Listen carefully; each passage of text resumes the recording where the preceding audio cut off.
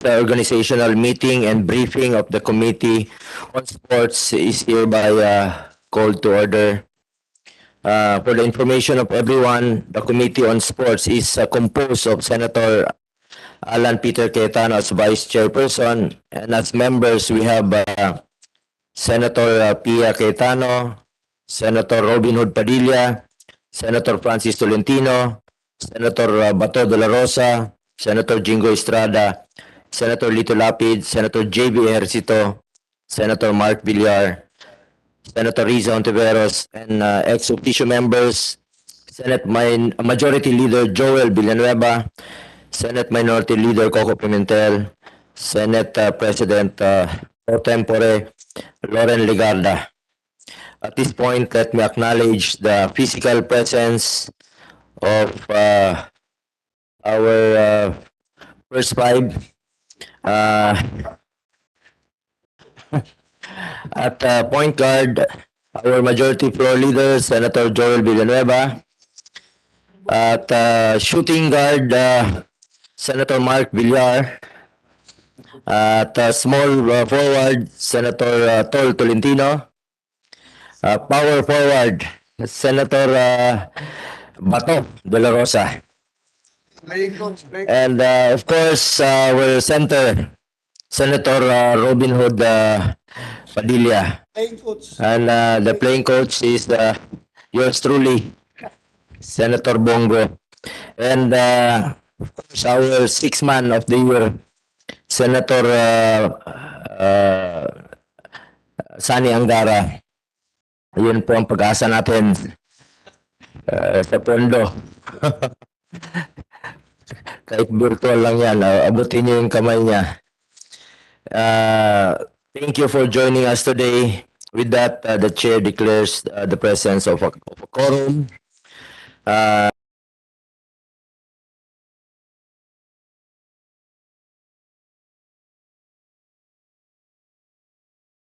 Provide the protocols to be followed by a committee. Instead of crafting a new set of rules, I would now welcome a motion to simply adopt and subscribe to these rules as the rules of this committee. Mr. Chairman, Senator Bato? I move that this committee adopts the rules of the Senate governing inquiries in aid of legislation. Second the motion, Mr. Chair. Is there any objection? Hearing none, the committee is adopting and subscribing to the provisions of the rules of the Senate and the rules of procedure governing inquiries in aid of legislation, which was adopted by the Senate. These rules shall guide the operation and conduct of the meetings, hearings, and investigations of the committee. Before we start the discussion, let me first give my brief opening remarks. First and foremost, I would like to thank our dear colleagues for their trust and confidence in giving me the opportunity to lead and chair the Senate on Sports once again in the 19th Congress. Last Congress, we have discussed the rise of our Filipino athletes in different fields of sports. We have seen how our athletes become more competitive as we are getting consistent positive results in multiple international sporting events. Isang pagkilala po dito ay ang matagumpay na pagsungkit ni Hidilyn Diaz sa ating kauna-unahang gintong medalya sa nakaraang Tokyo Olympics. It is indeed one of the greatest moments in the history of Philippine sports. Kahapon lang, isa na namang kababayan natin ang gumawa ng kasaysayan. Alex Ayala became the first Filipino to win a tennis Grand Slam singles title in the 2022 US Open Girls Singles Competition in New York. Parang pangkin yata ito ng ating chairperson ng what a great start for us Philippine sports. The Senate already has a proposed Senate resolution congratulating Alex Ayala for her historic success. I am one of the co-authors of the resolution.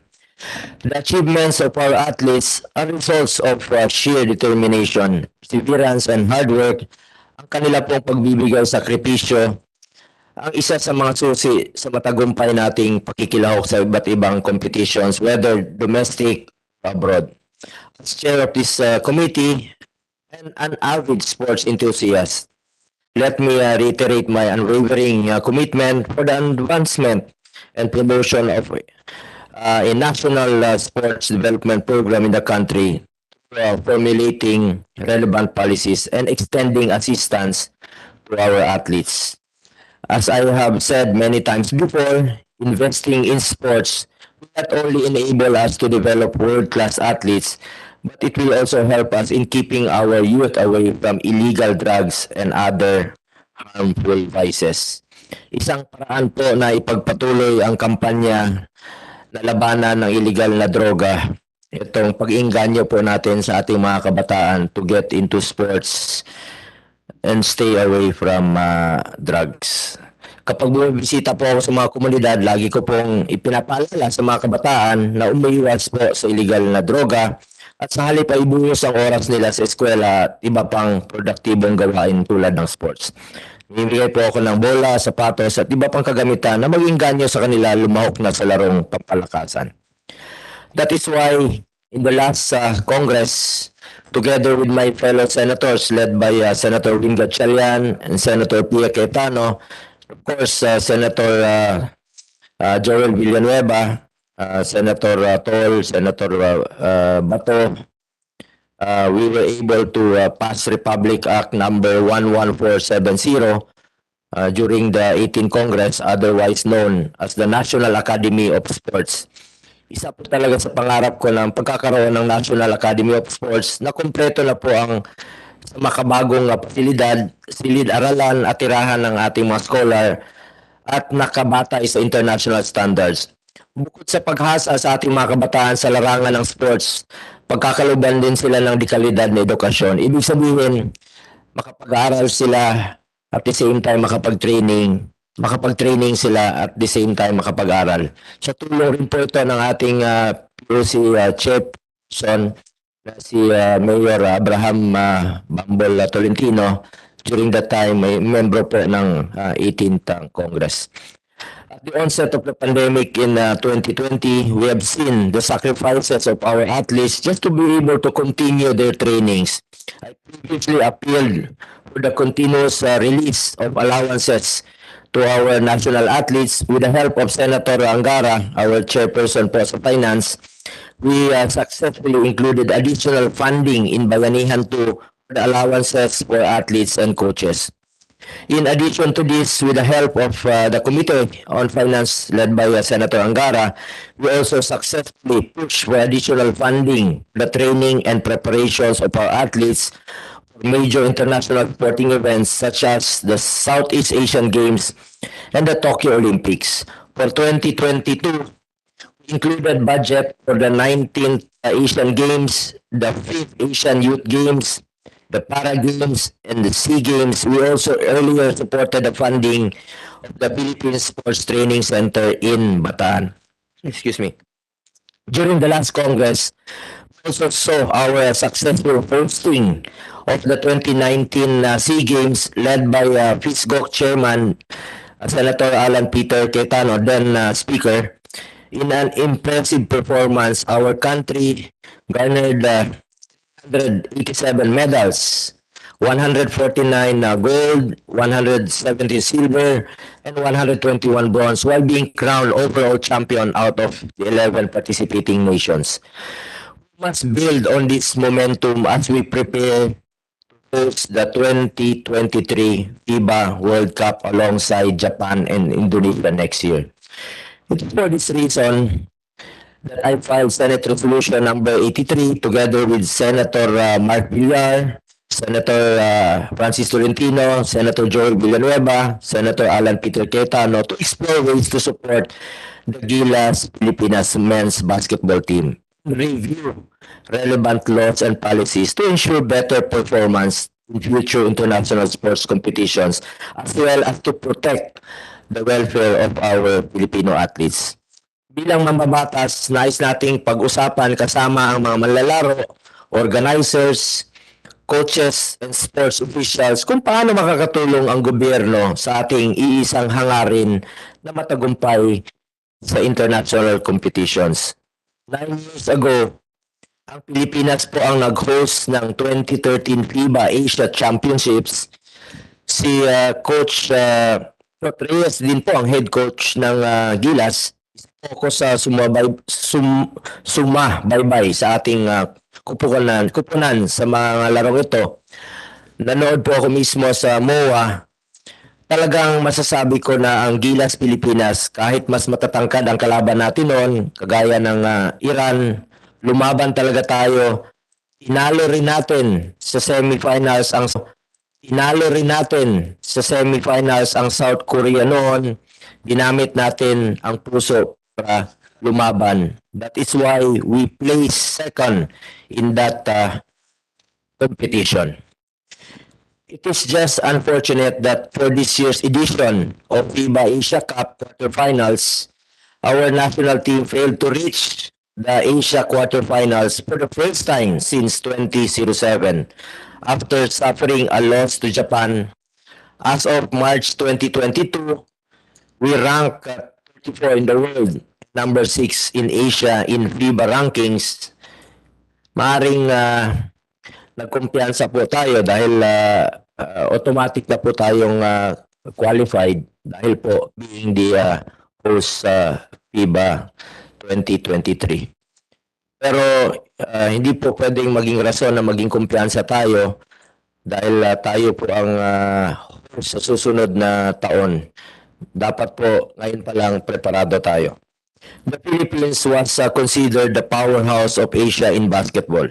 In fact, since 1989, we have consistently won the gold medal in the Southeast Asian Games. Unfortunately, we ended our decades-long reign in the last SEA Games after a surprising loss to Indonesia.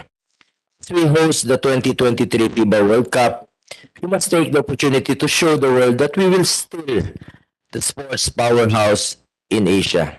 We have that we call the home court advantage sa 2023. Kaya natin na magbigay ng magandang laban sa ating mga kababayan. Nakita niyo naman po noong August 29, nung nakaraang linggo, sa laban ng Gilas Pilipinas against Saudi Arabia, nandoon po ang hometown crowd. Kaya talagang ipinakita ninyo ang inyong pusong manalo noong laban na yon. Nandun po ang ating mga opisyales, lahat. Sila Sir Al Panlilio, Mayor Bambol, Chairman Ayala, Commissioner Willie Marshall, Sir Sani Barrios, Tony Melvin Mendoza, of course, lahat po ng mga kasamahan natin dito. Led by Senator Bato de la Rosa, Majority Floor Leader Joel Villanueva, Senator Francis Tol Tolentino, Senator Sani Angara, Senator J.B. Ejercito. Siyempre, nandun rin po si Pangulong Marcos. Gusto naming ipakita ang buong suporta namin sa inyo. Alam kong yung iba nating kasamahan nakatutok din po sa telebisyon, headed by Senator Revilla, Senator Mark Villar. Dahil sa ating pagkakaisa at buong suporta, tinambakan ng Gilas Pilipinas ang kalaban. Sana maging simula ito ng napakarami pa nating tagumpay sa mga hinaharap pang mga laban. Malaki ang tiwala ko na kaya nating makabalik as a powerhouse sa Asia pagdating sa basketball. To prepare for our hosting of the FIBA World Cup next year, Congress has included 25 million in the 2022 budget of the Philippine Sports Commission. It is therefore incumbent upon us to check the preparations being made for the hosting and the readiness of our national team to represent our country. Nandito po tayo para tumulong at alamin kung ano pong suporta ang kailangan para sa preparasyon. Tamang-tama po, nandito rin po si Chairman Noli Ayala, ang namumuno ngayon sa PSC na dati ring commissioner ng Philippine Basketball Association. I am sure that he will also do his best to ensure a successful hosting next year. It is also important to note that one of the functions of the Philippine Sports Commission is to exercise supervisory and visitatorial powers over the national sports associations in connection with their sports promotion and development programs, with respect to which financial assistance is extended by the Commission. To this extent, we shall ask the PSC and the NSA to update us on the preparations being made. We also want to know ways how we can support our athletes. Next year, international sporting competitions like the SEA Games and Asian Games will take place. How can we encourage our athletes to answer the call to represent the country? Nabalitaan ko na marami sa ating mga atleta ang pinapirate at kinukuha ng ibang bansa dahil maring mas mataas o mas malaki ang oportunidad doon. Kagaya rin po ng ating mga nurses na hindi natin mapigilan ibang bansa dahil kahit mawalay sila sa kanilang pamilya dahil mas malaki po ang sweldo abroad. We need to study how we can support our athletes so that they will be motivated to answer to the call of representing our country in international competitions. And in this case, in the upcoming Fiba World Cup. Nandito po tayo upang alamin kung paano po makatulong ang inyong Senado, ang gobyerno para sa hosting ng FIBA sa susunod na taon at para mabigyan ng suporta ang Philippine National Basketball Team sa international competitions. Naalala ko na nanawagan sa amin nina Senator Angara at Senator Villanueva ang ilang netizens na gumawa kami ng paraan paano matulungan ang Gilas. Nandito po kami ngayon para mulong kasama si Senator Tolentino, Senator Bato, Senator Villa, Senator Mark Villar at iba pang kasamahan natin sa Senado. As the chair of the Senate Committee on Sports and an avid basketball fan, I am always here to help and to cheer for you. In this hearing, we will not criticize nor intervene. Hindi po kami mangingialam sa pamamalakad at lalo na sa strategy ninyo. We just want to know the current slate so that we know how we can help. Magtulungan po tayo dahil host din po tayo. Huwag nating sayangin ang pagkakataon na tayo po ang host. Sana maging maganda po ang ating hosting para na rin sa ating standing, para na rin po sa ating mga kababayan. We are ready to cheer for you. Dapat nating masiguro ang kahandaan ng bawat concerned office at association dahil karangalan at pangalan din po ng bansa natin ang nakataya. Our objective in this committee is to come up with meaningful recommendations and sound solutions that will benefit our athletes and our country. Maraming salamat po. May I ask my fellow senators present if anyone would also like to make some introductory remarks?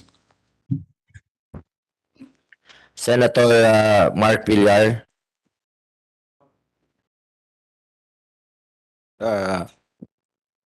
Maraming salamat po sa lahat po ng ating mga bisita at syempre po sa ating chairman, my fellow basketball player. Madalas po kami naglalaro ng basketball ni Chairman Bongo. Kaya interesado din kami sa lagayan ng basketball sa ating bansa. And of course, my colleagues, si Senator Robin Hood Padilla, Senator Bato de la Rosa, Ronald de la Rosa, Senator Francis Tolentino, and of course, Senator Joel Villanueva, and those joining us online. Senator Sani Angara. Sino ba yung nasa online? Sani Angara? Okay. Honorable Sports Committee, thank you. It is fortunate that we're having this productive organizational meeting with this Philippine Sports Commission and the Games Amusement Board to discuss our national sports program to provide assistance to the talented athletes and to improve the sports performance of Filipinos through policies and legislation. And Philippines is a basketball country wherever you go, be it in tiny communities or in the streets of Metro Manila. Basketball courts are present everywhere. Since basketball was played in the Southeast Asian Games, Philippines has dominated the sport and won in 18 of the 21 championship events. Unfortunately, in the recent 2021 SEA Games hosted by Vietnam, Gilas Pilipinas suffered defeat from Indonesia and ended the run with a silver in the podium. This defeat was surprising to many basketball fans because for the first time in almost 3 decades, Philippines will not bring home the gold medal. In addition to this, Philippines did not finish in the top 8 in the recently conducted FIBA Asian Cup, which of course was another disappointment to many sports fans, as the Philippines is known as a powerhouse in this sporting event. So I hope that we're here to see what the problems are rising and how we can assist in improving the performance of our basketball community. We want to clarify the problems being faced by Gilas, its management, coaching staff, and players relative to various concerns arising in the performance of the recent games. More so, we also want to look at the Samahan Basketball ng Pilipinas and maybe see what changes we can create so that to bring back the glory of Philippine basketball in the international stage. We also want to unify stakeholders with a common goal of performing well in the 2023 World Cup, wherein the Philippines is one of the main hosts along with Japan and Indonesia. The PBA and other local leagues should also come together in order to make players available for the 2023 World Cup. And this means making changes perhaps in the season in order for players and coaches to have ample time to prepare and to compete. I would also like to emphasize that the Philippine government is in full support of the team and its management, and we're here to provide necessary interventions to guarantee success come 2023 and future years. We're here to help. Natatandaan ko pa nung bata po ako, finield po natin yung first dream team natin. I think it was 1990, nung nanalo po tayo ng silver medal sa Asian Games. Lahat ng mga favorite players ko, si Alan Kaidik, Sambo Lim, Hector Calma, yun, yung mga sikat ng Benji Paras, Ramon Fernandez, the very first dream team. And I remember that until now. I still remember that series where we won that silver medal. So napaka-importante po yung basketball sa atin lahat. Hanggang ngayon, I'm 42 years old, that was 30 years ago. But natatandaan ko pa yung 1990 dream team natin where we won, nung nanalo po tayo ng silver medal. Kaya siguro ganun din para sa karamihan ng ating mga kababayan na hinihintay talaga nila na yung balik ng ating glory days ng basketball. So sana po maibalik natin. Napakaganda yung sinabi po ni Alex Ayala. Nag-speech siya nung nanalo siya sa US Open. Ang sabi niya, yung panalo ko ay hindi lang panalo po ng ating mga kababayan. So napakaganda ng sinabi niya, sir, and I congratulate you also on the victory of your niece. That statement is for all sports, that yung bit-bit po nila yung mga pangarap ng ating mga kababayan. So I hope that together we can bring back, not just for ourselves, but also for the many millions of Filipinos who take pride in the performance of our athletes. And it serves as an inspiration, not just to us, but to many, especially youths today, who view sports as a source of inspiration. So thank you very much, and I yield the floor. Maraming salamat po. Thank you, Senator Mark, and another member of our own dream team. Pero hanggang panaginip lang po kami. Senator Joel Villanueva. Before Senator Joel Villanueva, some correction lang po. Kanina nabanggit ko raw po na Congress has included 65 million in the 2022 budget for our hosting of the Fiba World Cup next year. Senator Beryl. Thank you very much, Mr. Chairman. Our playing coach, yung dream team natin, parang yung dream team ng US Olympic team, gusto nilang labanan dahil sa sobrang lakas, sobrang galing. Tayo yung dream team, walang gusto lumaban sa atin. Mr. Chairman, thank you. Good morning to our esteemed colleague, Senator Bato, our idol, Senator Robin Hood, Senator Mark Villar, our Deputy Majority Leader, Senator Francis Tolentino, one of our sports advocates here in the Senate. Of course, our guests here today, we have so many friends who are on the other side of the table. Kay Chairperson Ayala, kay ating Senate Medal of Excellence awardee, si Mayor Bambol Tolentino, kay Chairman Panlilio, kay Sir, si Commissioner Willie, Marshall, and all. Maraming salamat ho for being here. Siyempre kay Brad Sani Hangara, our chairperson of the Committee on Finance, very important personality in this hearing.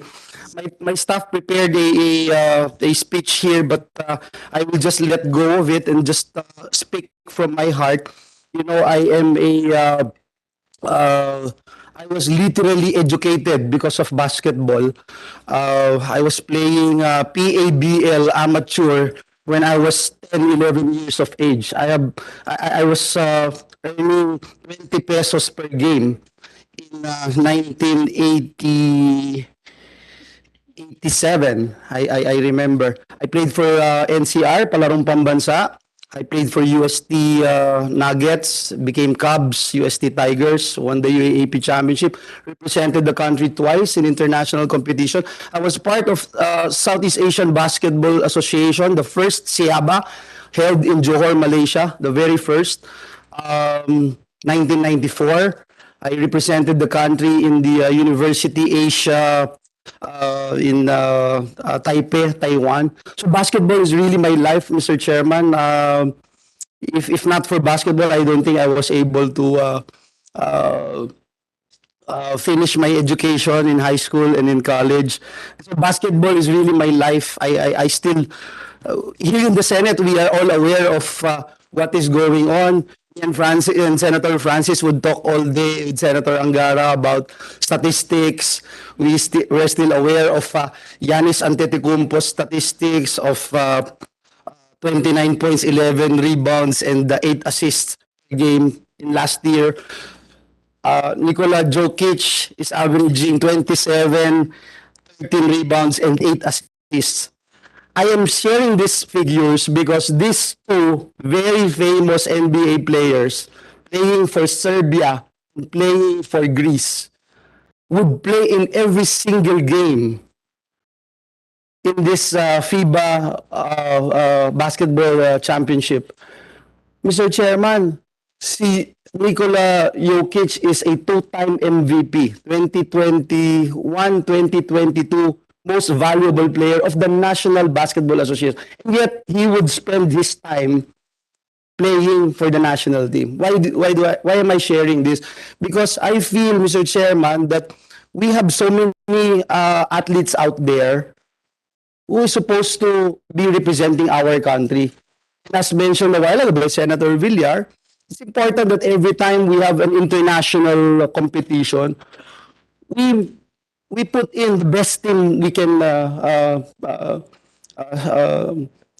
best team that would represent our country. I think all of us would agree with that. And for example, in the last Gilas game, we are all, of course, cheering for Gilas sa larong basketball. Walang UAAP, NCAA, walang Ginebra o Meralco or anyone, lahat nagkakaisa eh. Nga ho, political color, nawawala, nagkakaisa pagdating sa laro ng basketball, lalo na kung bansa o bandilang Pilipinas ang nire-represent ng bawat isa. So, napakaganda na tayong lahat ay naririto. And ang isang gusto ko lang pong ipunto bago tayo magpatuloy, when this resolution came out, unfortunately, some critics in the social media, ibang animal talaga yung social media, we were going to investigate daw. Parang napakasakit as an athlete, no, as someone who represented the country, na parang i-scrutinize namin, etc. We're not an expert. We're not experts here. We're not here to meddle with samahang basketball ng Pilipinas. We are not here to meddle with our negotiations with FIBA basketball. Alam natin, bawal po yan. Very sensitive po yan. Kaya ayaw natin na makialam po dyan. We are here to help.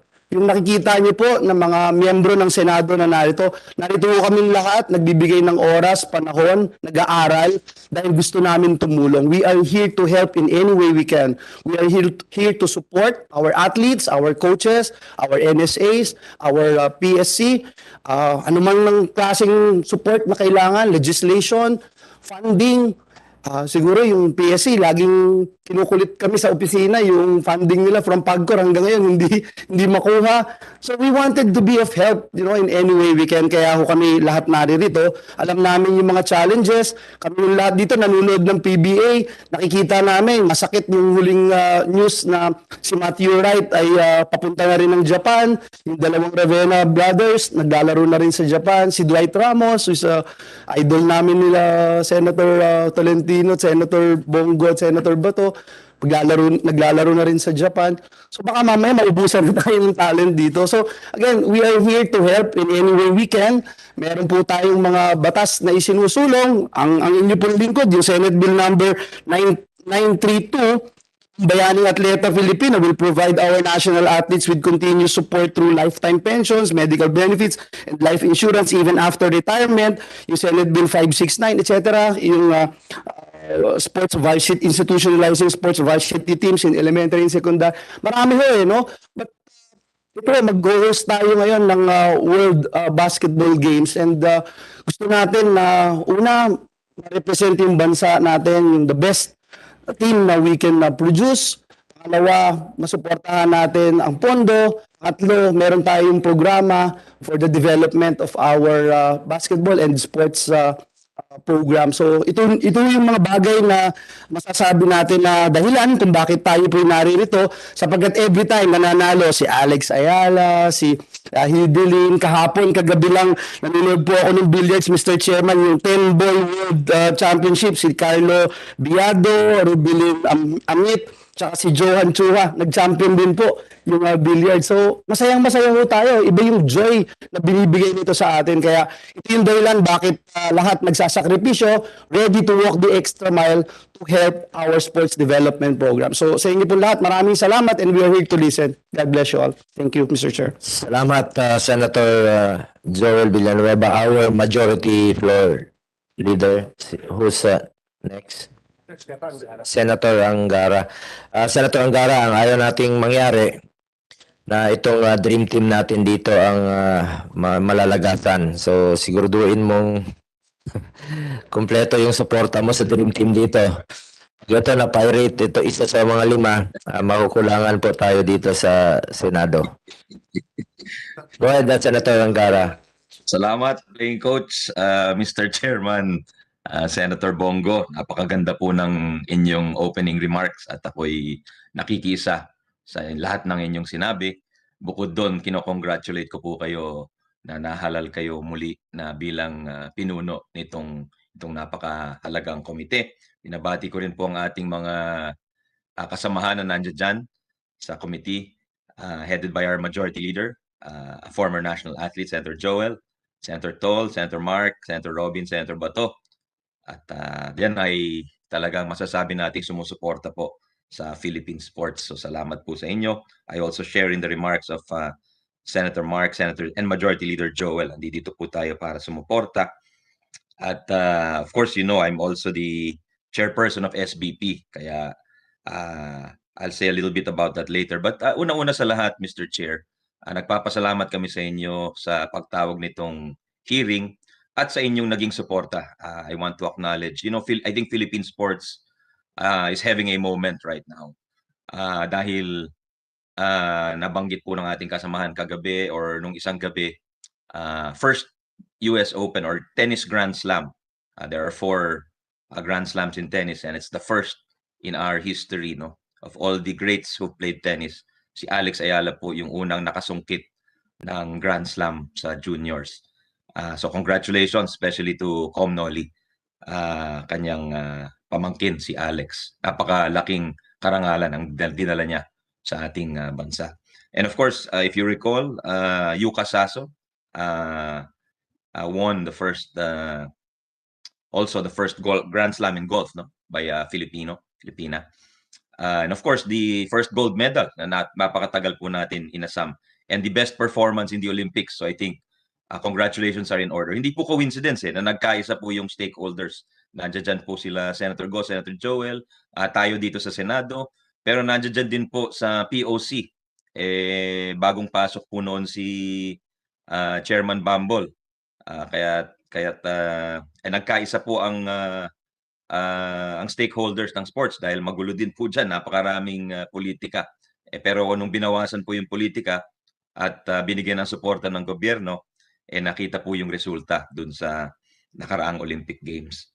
Of course, kay President Duterte na nagbigay ng suporta, and of course, I'm sure laging bumubulong doon si Chairman, playing coach, Senator Bongo. Syempre sa ating PSC din, I used to chair the Chairman Bongo is also the vice chair of the Committee on Finance, and he heads the subcommittee which hears the budget of the PSC. At dati, bago siya, si Senator Joel naman. At bago si Senator Joel, ako naman po yung umupo dyan. So pag tinignan niyo po yung budget ng PSC, every year po tumataas po yan halos. So sana yon ay magpatuloy dahil papasok na po tayo sa panahon ng budget, ng debate sa budget. So I'm sure, wala akong duda na ipapagpatuloy ni Chairman Go yan with the support of Majority Leader Joel, Senator Mark, Senator Robin, Senator Tol, Senator Bato. Mga diehard sports fans po yan. Kaya wala akong duda doon. At syempre tayo ay sumuporta din po sa sports. Pinasa po natin yung Republic Act 10699 na yung pagdagdag po sa insentibo sa ating mga atleta na nananalo sa Olympics, sa iba't ibang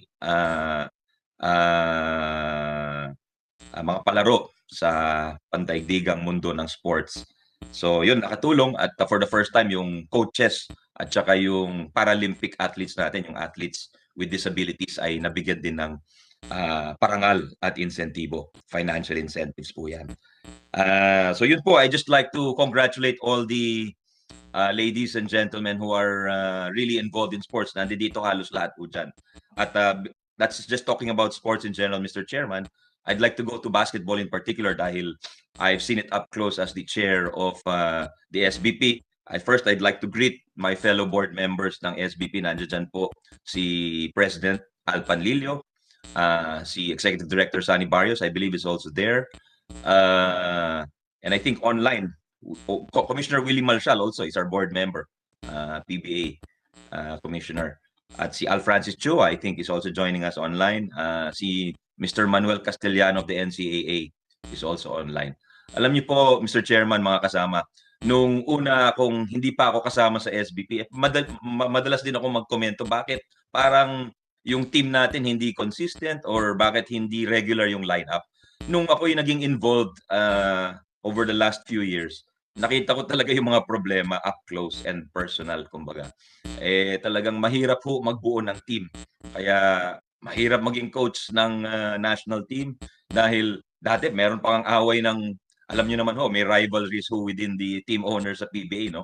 But I'd like to say, I think we also have a moment in basketball now where for once all the stakeholders are united, whether it's college sports, the different leagues, UAAP, NCAA. Dito naman po sa PBA, sa liderato po ni Com Willie Marshall, Chairman Ricky Vargas, talagang napagkaisa nila yung grupo. Kaya for next year, I think this is probably the biggest sports event the Philippines will be hosting in the last few decades, itong Fiba World Cup. Nandiyan dyan po, yung PBA nagsakripisyo na po at they will not have games, I think, for 4 months leading up to the games in 2023 sa August 2023 po yung FIBA World Cup at may pag-asa ho tayong dito mag-host at dito mapunta yung pinakamagagaling na basketball player na paborito po natin. Sila Steph Curry, Jason Tatum, Nikola Jokic, Luka Doncic, etc. Nandiyan dyan po yan at maaaring pumunta po dito sa Pilipinas. Kaya sabi nung SecGen ng FIBA, yan yung governing body ng basketball sa buong mundo. I hope the Philippines realizes the opportunity it has when it is hosting this event because this is very different from the time yung huling pag-host ho natin noong 1978. Wala pa pong internet noon, Mr. Chairman. Wala pa pong billion peso or $1 billion brands Sabi nga niya, each of these basketball superstars who is coming to the Philippines is a billion-dollar brand in himself. So I hope I hope the Filipino government officials, the Filipino companies realize the marketing opportunities available to them when these people come to the shores of the Philippines dito sa ating bansa. At bigyan natin ng suporta po yung pag-host nito. At nakita ko rin po yung siyempre ang Chairman Emeritus po ng SBP ay si Mr. Manny Pangilinan or MVP na talagang sumusuporta na napakatagal dito sa ating grupo, no. So dito po sa nagpapasalamat muli kayo, not just as a senator but also as the chairman of SBP dito sa inyong inquiry, Mr. Chairman, at kayo'y nagmalasakit at nagtanong kung ano ang kailangan ng Philippine basketball.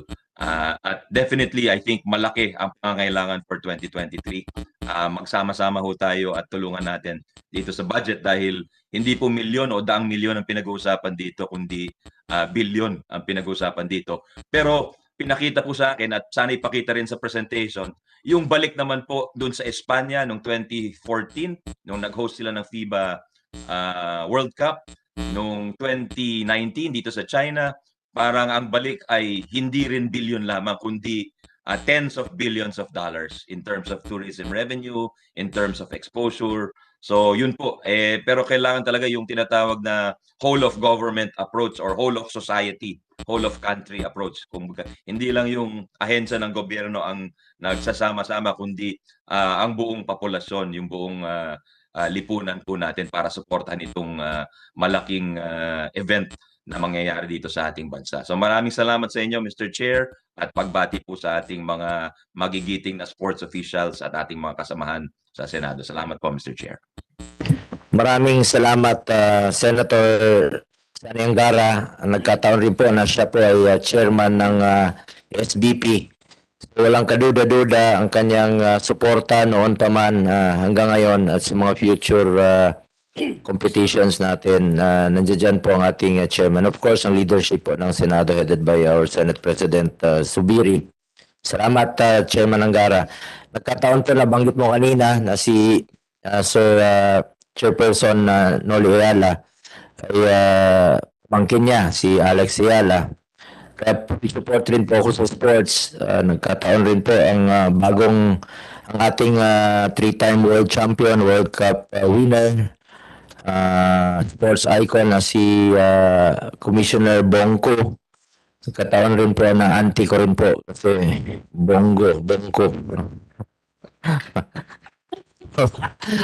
So pareho tayo, pamangkin niya, auntie.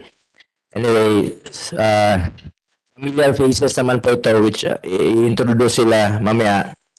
Of course, si Commissioner Willie Marshall, matagal ko na akong kilala, bata pa ako, nandiyan na yun sa PBA. Talagang very supportive. At alam na alam niya po ang trabaho at naintindihan niya po yung basketball na professional natin. Problema at very supportive siya. Parati namin na pag-uusapan habang nanonood. Parati po akong nanonood ng PBA.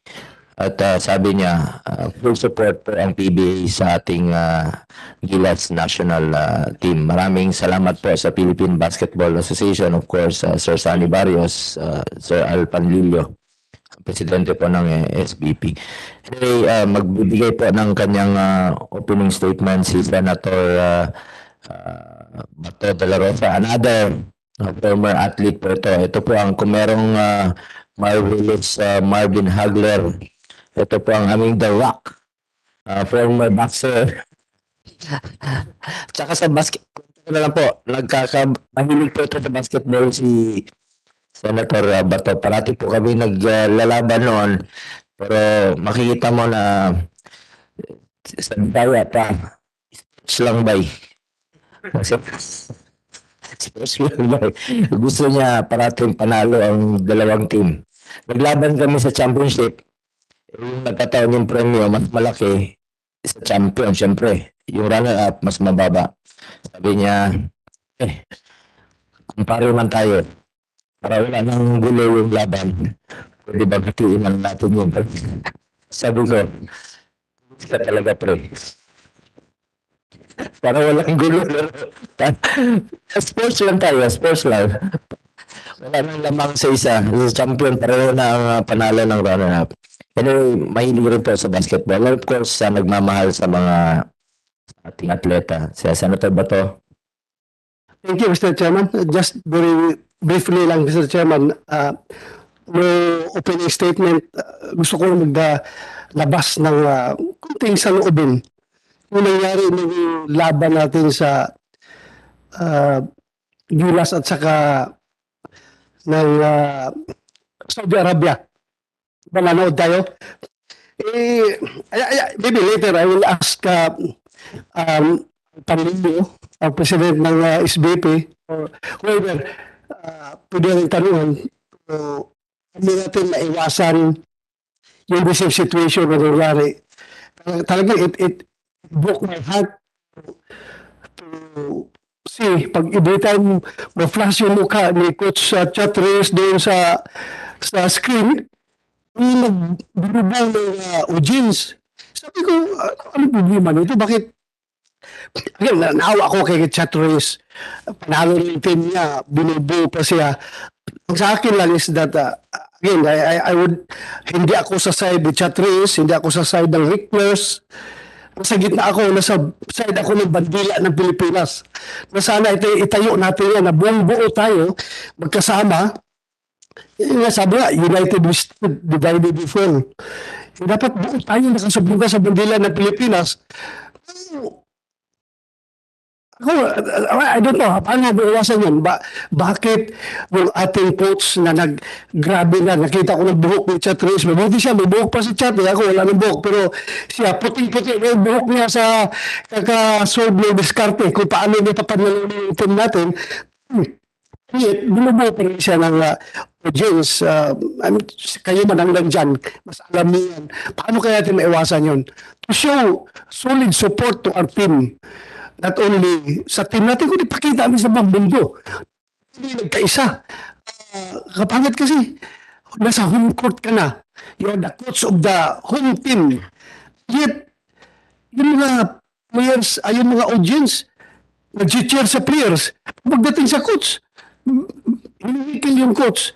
Ako, masama ang loob ko pero sumakay na lang ako doon. Patalon-talon nila ako, papalakpak-palakpak, pero it really leaves a bad taste sa akin na coach natin binubo. Wala ako sa side ni Chotres, ako sa side ng Hecklers, nasa bandila ako ng Pilipinas. So sana, pakita natin na tayo nagkakaisa. Yun lang, Mr. Chairman. Maraming salamat. Salamat, Senator Bato. Nakita natin pag nagkakaisa tayo, kaya nating manalo. Remember, nung 2013, nagkaisa tayo, headed by Coach Chot Reyes. Siya rin po ang coach ng team ng ating silver or runner-up team nung 2013. Maliliit lang tayo pero tinalo natin yung South Korea. We rallied at nanalo po tayo. So ang pakiusap lang po namin, nandito po tayo para tulungan po ang ating Gilas national team at magkaisa para sa ating mga kababayan at para sa bandila. May we request the committee secretary to acknowledge the resource persons present today, both physically and virtually. Committee secretary, kindly acknowledge our resource persons. Good morning, Mr. Chair, and to the other members of the committee and to the other senators. For this briefing and inquiry, we have the following resource persons. Physically present are the following: Mr. Jose Emmanuel Noli M. Ayala, the chairperson of the Philippine Sports Commission, together with Commissioner Olivia Bongku, Dr. Lauro Domingo, Mr. Paul Icasas, Maria Luisa Ner, and Ms. Aldin Jenice Alyorina. We also have Attorney Irma Jubilees from the Games and Amusement Board, together with Dr. Jesusito Garcia and Jackie Lu Ornido. From the Philippine Olympic Committee, we have Mayor Abraham Bambol Tolentino, the President, together with Mr. Valeriano Floro. We have from the Samahang Basketball ng Pilipinas, Mr. Alfredo Al Espanlillo, the President, who is also the President of PLDT and Smart Communications. together with Mr. Sander Gubat and Mr. Reynold Sani Barrios, Executive Director. We also have from the Philippine Basketball Association, Mr. Wilfrido Willie Marshall, the Commissioner, with Attorney Melvin Mendoza. Virtually attending also from the Philippine Sports Commission are the following: Ana Christine Abellana, Attorney Michelle Labahanan, Ms. Ana Ruiz, Ms. Emmeline Bamba, and Mr. Eric Mayores.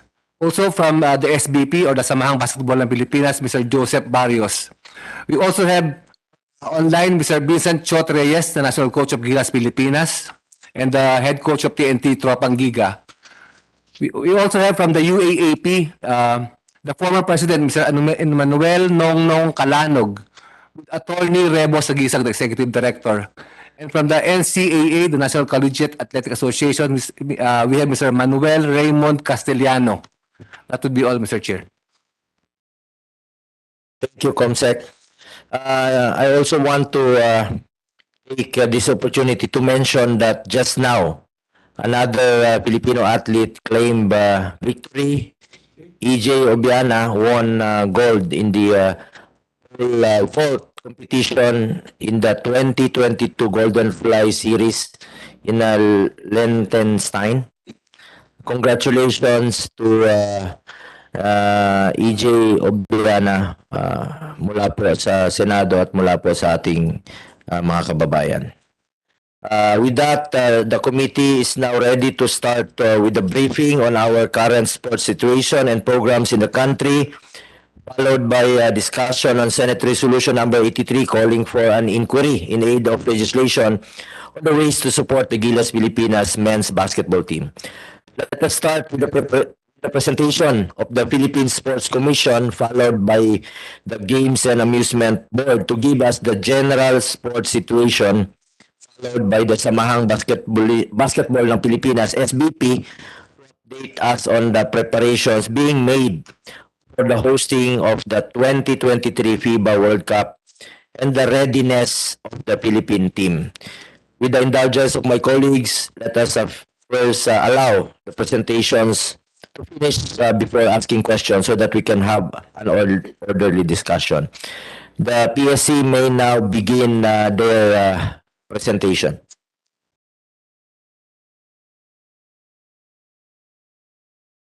Thank you very much, Mr. Chairman. Good morning po, Senator Bongo, Chairman of the Committee on Sports, and the esteemed members of the Committee on Sports of the Senate. I would also like to say good morning to all of my friends in the sports community. Lahat po ng nakaupo sa lamesang ito ay aking pong nakasama sa trabaho na in my past assignments in the private sector as well as in our national sports association. So I am very familiar with many of the people on the table today. I have also with me today, Your Honors, the Commissioner of the PSC, Commissioner Olivia Bongku, and our entire team.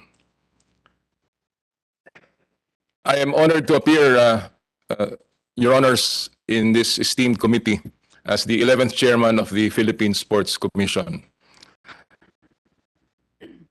My involvement in sports for the last over 30 years, I believe, has given me the energy as well as the knowledge to tackle the job at hand and the challenges ahead for Philippine sports. I am, of course, encouraged by the gains in the last few years of Philippine sports under the administration of Chairman Butch Ramirez and under President Duterte. I am, of course, more heartened by the fact that this committee in the past has provided so much support to Philippine sports, not only in terms of legislative initiatives, but also in terms of financial assistance to Philippine sports. I am, Your Honors, in the new administration, seeking to ensure sustainability of the successes of the programs for the long term. it is our mission in the Philippine sports to carry out the mandates given to us by law to develop and promote sports in the grassroots as a tool towards nation building and unity, and to ensure full and enhanced support for our national athletes in their continued quest to bring honor and glory to our country. Kagaya po na nabanggit ng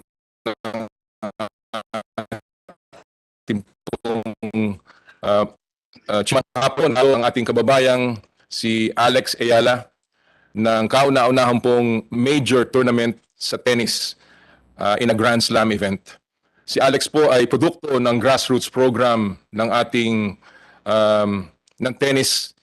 Nagsimula po sa edad na 4 na taon at naglaro po sa mga age group competitions, lumaban po para sa ating bayan sa mga regional competitions hanggang siya po ay naging kampiyon na rin sa kanyang age division bago po siya tuluyan ng nag-commit sa tennis sa pamamagitan po ng isang scholarship sa Rafa Nadal Academy.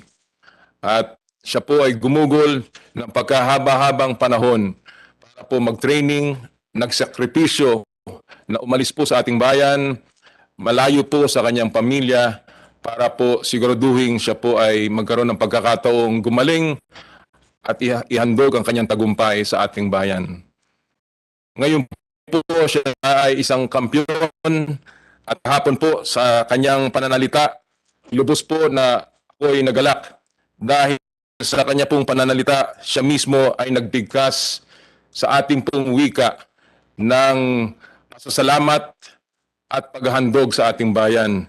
Ang kanya pong sinabi, and I quote, "Buong puso ko itong pinaglaban di lamang para sa sarili ko, kung hindi para makatulong din ako sa kinabukasan ng Philippine tennis. Di lang ito panalo ko, panalo nating lahat." On that point,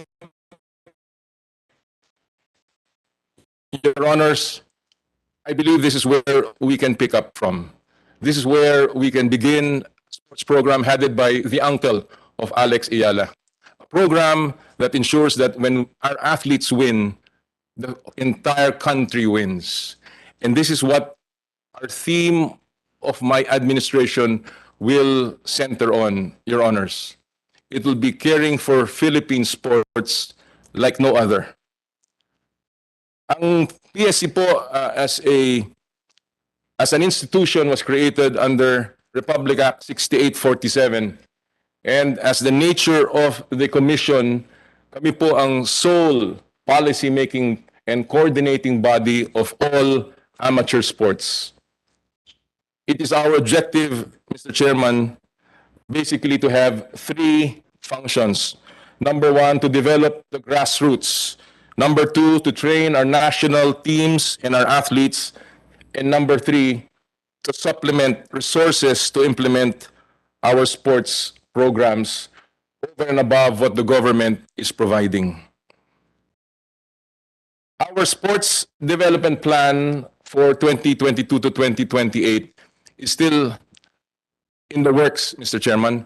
Unang-una po, hindi pa po kumpleto ang aming Philippine Sports Commission. Dadalawa pa lang po ang aming kami ni Commissioner Bong sa PSC, and we are awaiting the appointment of the 3 other commissioners. Nonetheless, Mr. Chairman, we have continued now our work as we begin to lay out the vision as well as the plans for the future of Philippine sports. Our vision, Mr. Chairman, for the next 6 years is in line, of course, with the previous sports development plan created by the previous administration, a 5-year development plan based on a second cycle, which was implemented from 2017 to 2022. However, beyond that, we are already beginning to plan for Philippine sports. And again, the idea, Mr. Chairman, is to root our programs on the provisions of law, which is of course based on the mandates of the Philippine Constitution that prioritizes Philippine sports as a tool towards nation building and unity. Next slide, please. Our first vision, Mr. Chairman, is of course, for the grassroots. There are many plans that we've had in the past, but as a vision that we are now going to put together, we intend to strengthen what is already provided under Section 7, letter M of RA 6847, which is the activation of the Sports Development and Promotion Council. This is together with the Department of Education of the Honorable Vice President and the Department of Interior and Local Government. It is our intention, Mr. Chairman, that we continue the grassroots program, but make this now more in sync with also the programs of the national sports associations. It is our idea to create pathways for success for our young boys and girls to have an entry level towards sports. It is the intention of our grassroots program through the Sports Development and Promotion Council to discover new talent, to train the trainers, and to make sure that sports is played in every part of the country. We also intend, Your Honors, to continue with our partnership with our stakeholders, especially the Philippine Olympic Committee, the National Sports Association, and now the National Academy of Sports as created by our good chairman, Senator Go. We shall undertake a continuing and sustained and efficient program for the education, talent identification, and training in our communities, not only geared towards creating athletes, but also geared towards creating possible officials and coaches for every sport. And we hope that this becomes an opportunity for young boys and girls to be removed from the streets and to have an opportunity to get involved in sports. Next slide, please. Our second part of our vision, Your Honors, is our vowed promise that we will care for our national athletes. In this regard, Your Honors, we believe that athletes have already shown us the formula for success. This can be seen from the experience of Heidelin Diaz, of EJ Obiena, of Carlos Yulo, and many more who have granted us and given us honor in the last year. This involves the formula of having coaches, both conditioning and skills, sports sciences in nutrition, sports psychology, and physiotherapy, infrastructure, and international exposure. This will be the center of our support for the national athletes in terms of training, infrastructure, and our sports sciences. We shall also create, and I am very happy to note that this, Senator Villanueva has already mentioned that there is a proposal for an incentives plan in terms of the pension for athletes. It is also our desire to build an incentives program, including a future pension plan for our athletes over and beyond what is given right now under 10699. We hope that by providing them more incentives to become athletes and to represent our country, the activity of being an athlete becomes sustainable and they do not have to look for other jobs to sustain their family. It is also our intention, in order to care for the athletes, to harness and leverage technology, science, and data in order for us to provide new and efficient ways of training our athletes. This is through a review of our current structures, including the Philippine Sports Institute, in order for it to be more appropriate to the demands of our athletes. In the past, and we've seen it, there is already a digital code that can be created to win a gold medal in the Olympics. And again, we want to center our programs towards providing our athletes these tools so that they can become successful. Next slide, please. And finally, Your Honors, as our mission and our vision for the future, we are looking towards supplementing government appropriation. This slide, Your Honor, is about the number of athletes and NSAs that the PSC is currently helping and assisting. We have a total of 71 national sports associations, over 1,400 national athletes, and about 350 national coaches. This does not include other sports stakeholders who have private programs that have supported our national athletes and our NSAs. And so, Mr. Chairman, our third mission and vision is really to supplement our government appropriations. And this is where, Your Honors, we are looking to tap into the very successful program back in the 80s of Project Gintong Alay. Project Gintong Alay created sports heroes, including Lydia De Vega, Isidro Del Pagro, Hector Bigueo, and many more who have given honor in the past. It is our intention to leverage on powers granted to the PSC to provide tax incentives to the private sector that will enable them and incentivize them to join us in terms of building more sports heroes for the future. We are hoping also that we can maximize the legally mandated revenue sources from the public sector.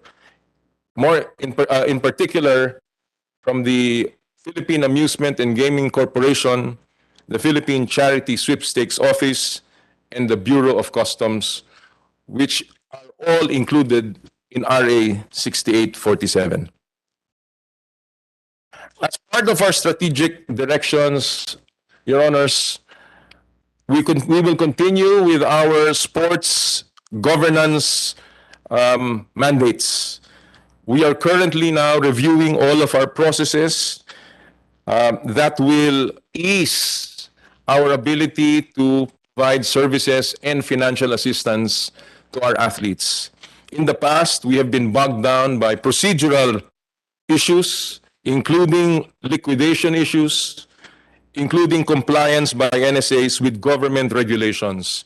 We hope that through modern systems and processes that have already been started by legislation, including digitalization and coordination, close coordination with the POC and the NSAs, we can iron out the problems that have beset Philippine sports in the past. Another direction that we are looking at is sports awareness. Mahalaga po na ipagpatuloy namin ang magandang pakikitungo ng sports sa ating pong mga kababayan. Sports has become aspirational. It has become a tool, a platform for them to better their future. And that is also our intention.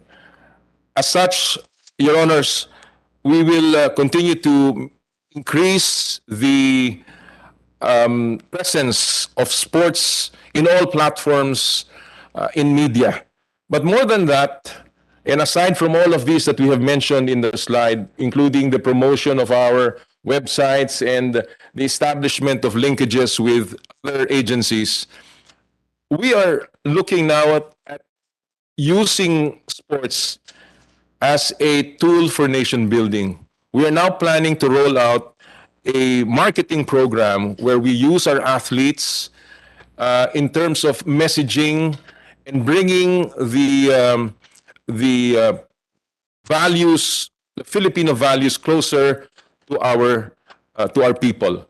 We are hoping that we can leverage on the popularity of our sports heroes so that they may become better citizens of our country as mandated by the Philippine Constitution.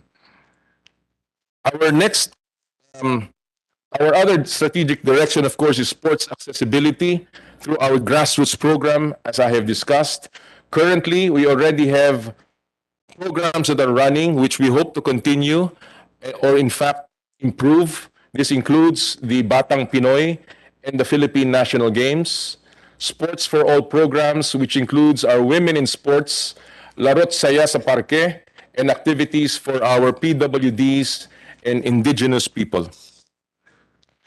We are also hoping, of course, to use the NSAs and fund the NSAs to come up with creative and expansive CSR programs to help the grassroots and improve the opportunity for children to get involved in sports.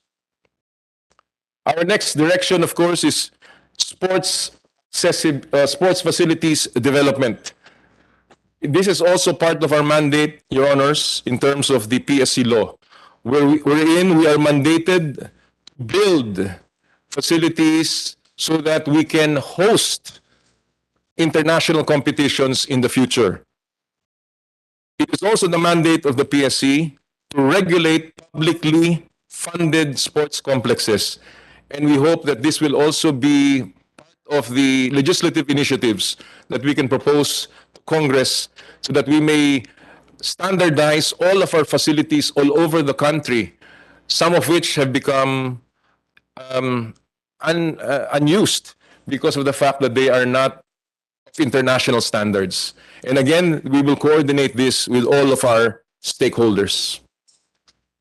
Finally, Your Honors, our directions for sports linkages and high-performance sports development will be key in the next few years. This includes looking for opportunities to bring technology in, to tie up with other countries so that our athletes, our elite athletes, can train abroad, and of course, providing the various facilities to help them in their training. We are hoping that we can build centralized facilities, including a national commissary for sports nutrition for our athletes, a sports laboratories wherein we can study technology that will help analyze performance of athletes as well as to minimize injuries to our athletes. These are all part of the plans that we hope to bring and finalize when we finish our strategic planning next month. Next year, we will be competing in several major competitions, and this will be part of the program of the PSC in terms of our budget requests from Congress. This will include the 19th Asian Games in Hangzhou, in Hangzhou, China. Also, the Hangzhou 2022 Asian Para Games.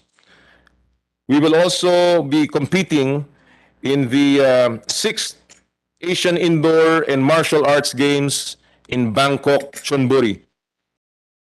Also in the Anok World Beach Games in Bali, Indonesia.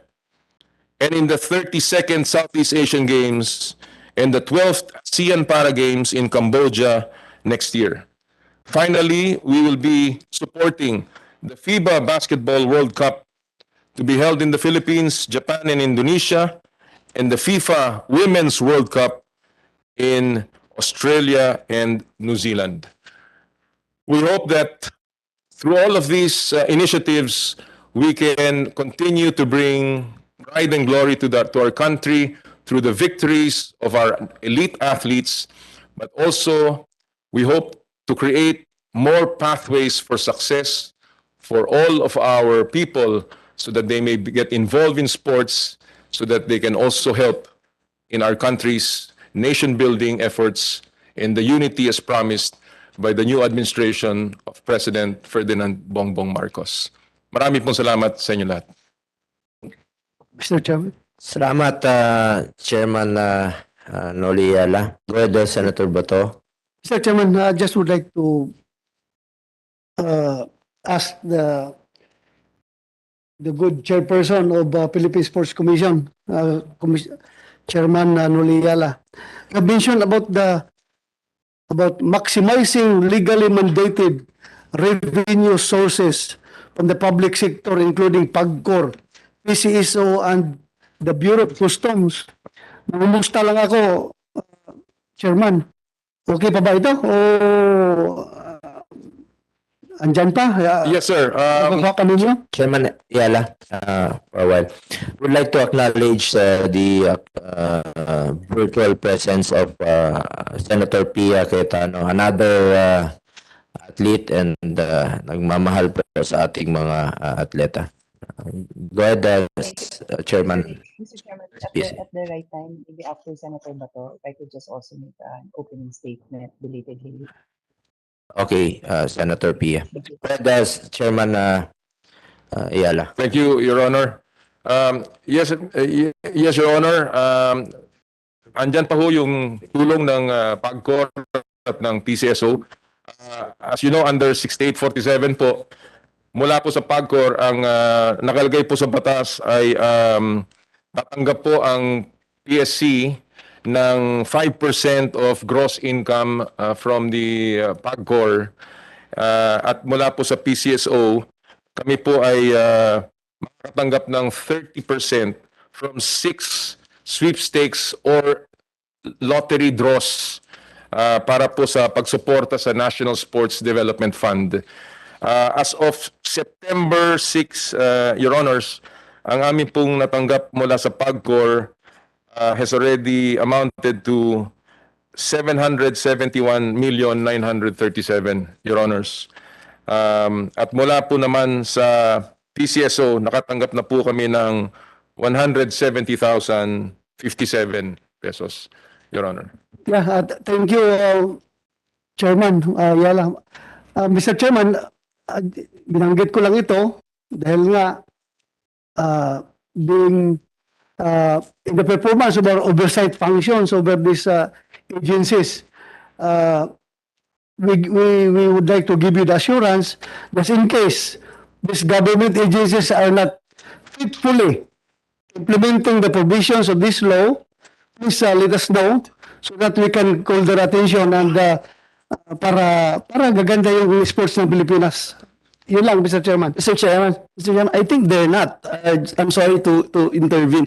I think you just mentioned the money being forwarded to PSC, but they are not complying.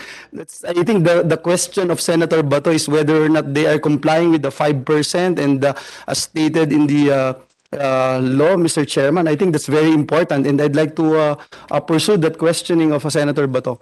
Yes, yes, Your Honor. As I have mentioned, the law of the PSC mandates 5% of gross income. However, due to Okay, 5% po. okay, tanggap nyo. Hindi ang kukuha po namin as of the moment because historically since 1990s is about 2.3%, Your Honors. Because of the interpretation on the share of the PSC in the contribution of the PAGCOR, Your Honor. Ito po ay binabawasan muna nila ng franchise tax, tapos binabawasan po ng 50% government share bago po makuha ng PSC yung share nila. So, yun po naging interpretation historically. And so, kami po ay dumudulog, of course, lagi po kaming humihiling na sana po ay madagdagan para po sa ating mga atleta. Yes, thank you, Senator Joel Villanueva, for following up. Mr. Chairman, sana next hearing we invite PAGCOR, PCSO, and Bureau of Customs and explain to us why do they have different interpretation of the law from the spirit of the law that this Congress has enacted.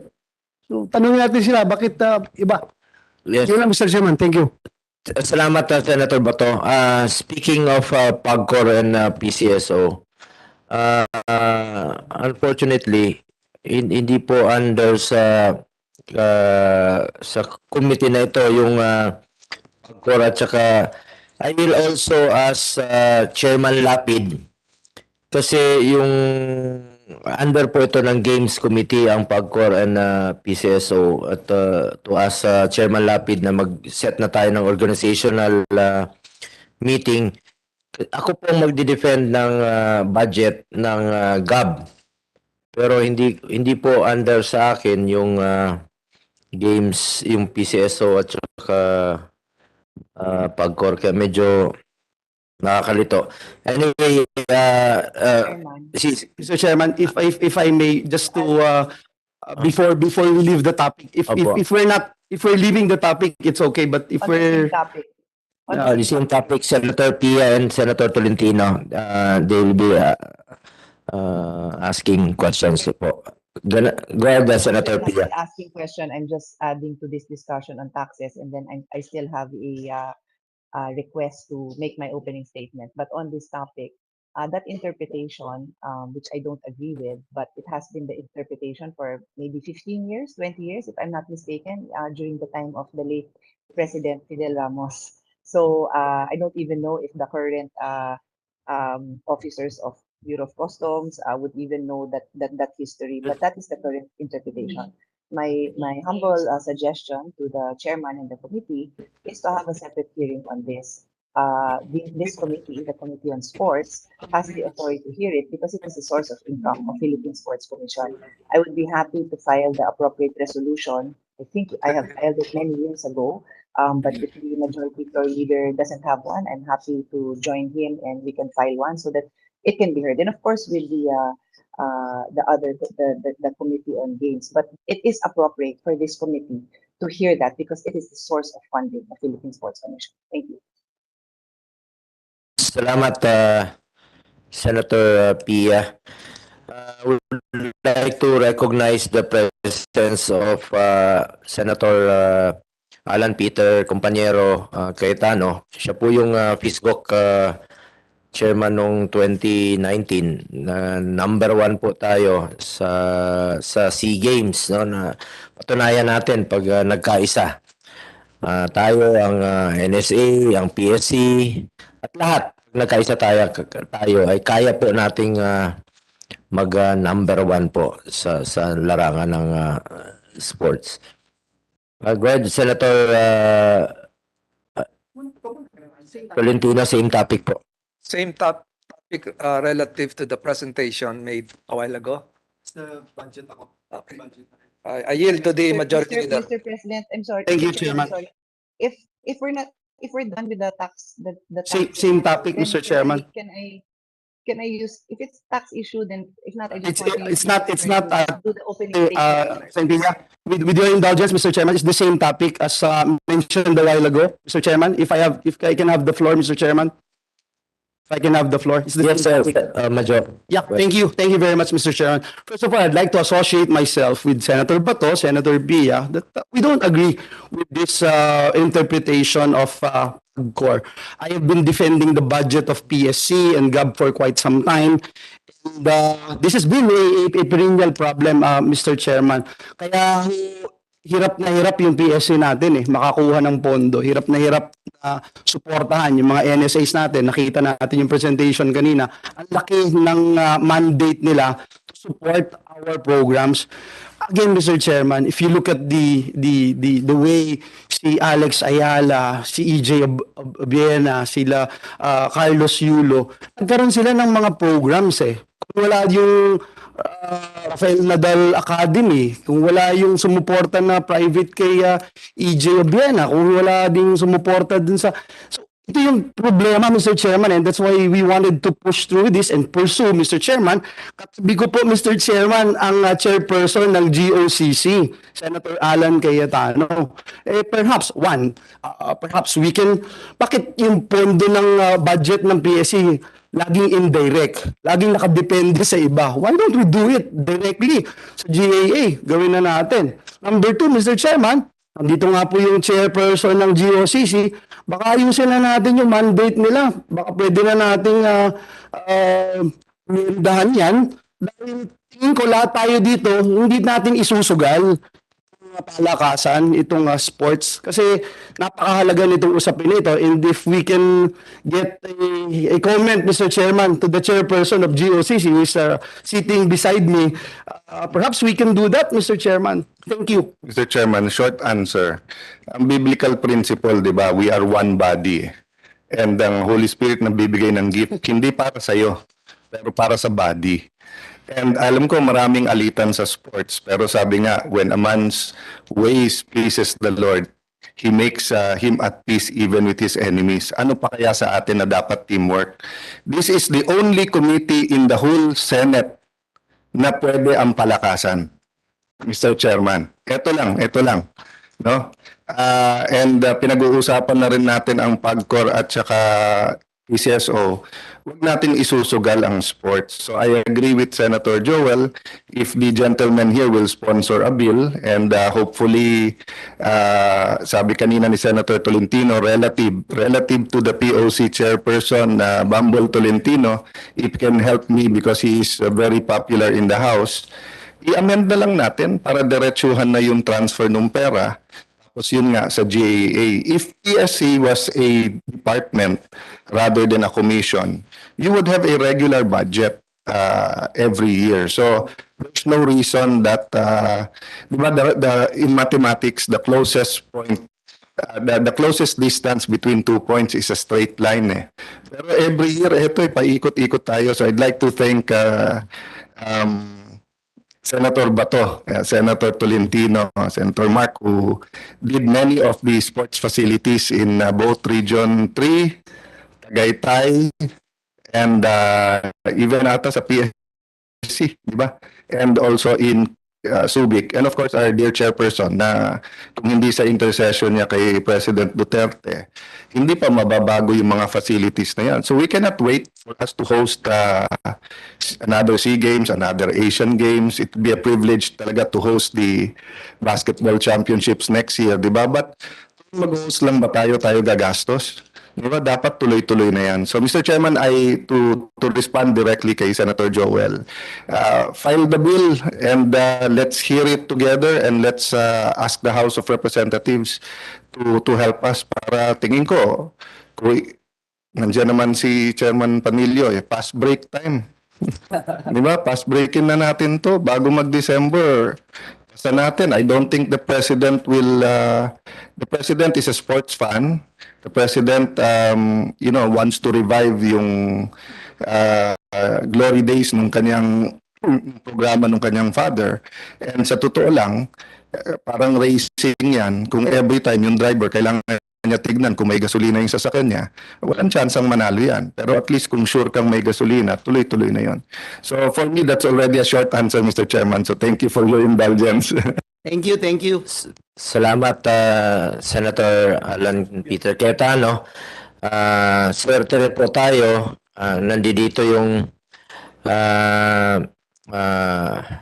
ating dear younger brother ng ating POC chairperson, si Bambol. Nandito po si Senator Tol Tolentino. Pasensya na po, Sir Bambol. Sabi niya, younger daw siya. So, sumusunod lang po ako sa aking colleague dito. Anyway, any more? Senator Pia, you have any manifestation or question? Thank you. No, actually, I'll wait for my turn for questions. This is really just my late opening statement. I was monitoring by YouTube because I was on the road. But I just like to greet everyone present today. Congratulate the new chairman of PSC.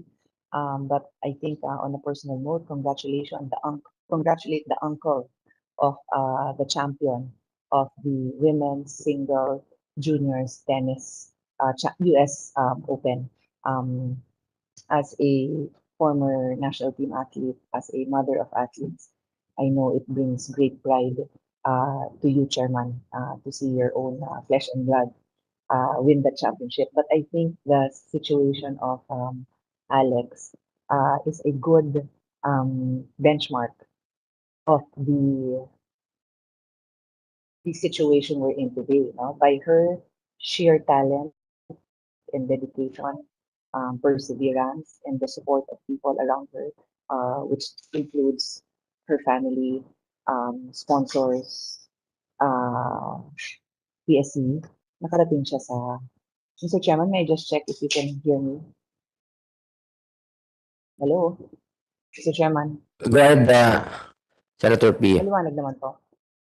Maliwanag naman ang... Opo. Kasi yung pakisabi sa secretariat, wala kasi ako nakikitang video, so nawawala yung... I am not sure if you can hear me, so that's why I had to interrupt. Loud and clear po, ma'am. Okay. Okay, so I'll proceed, no? I was saying that the situation of Alex, I think illustrates where we are today in Philippine sports. Through her efforts and the efforts of people who support her, from family, friends, sponsors, nakarating siya dun sa level, no? One of the highest levels, highest achievements in tennis, no? Sa junior level, the highest in the junior level. I think if I'm not mistaken, if I remember correctly, the first singles junior title we have won. But Mr. Chairman, existing ba ang NSA niya? Because at the time that Alex was at the height of her training, ni walang tennis NSA. They have the tennis NSA lost their accreditation from the International Tennis Organization. I don't know what the name is. Senator Sanyanggal is very familiar with this. So that's the state that we are in, no? This young girl managed to get there with her NSA not even existing. And if it's existing now, with all humility, I don't even know who the head is now. Eh, hindi yun dahil hindi naman sila ang nagdala kay Alex because hindi naman sila existing during this time that Alex was training and fighting for her title. Nawala nga yung accreditation. Ano ba naman yan? And it's the same case in volleyball for what, more than a decade, almost 2 decades. When I was a freshman in UP, I was 15 years old. Nagpaalam pa ako sa tatay ko para absent sa class because I was going to watch the Philippine team play. The SEA Games was hosted here in the Philippines in 1981.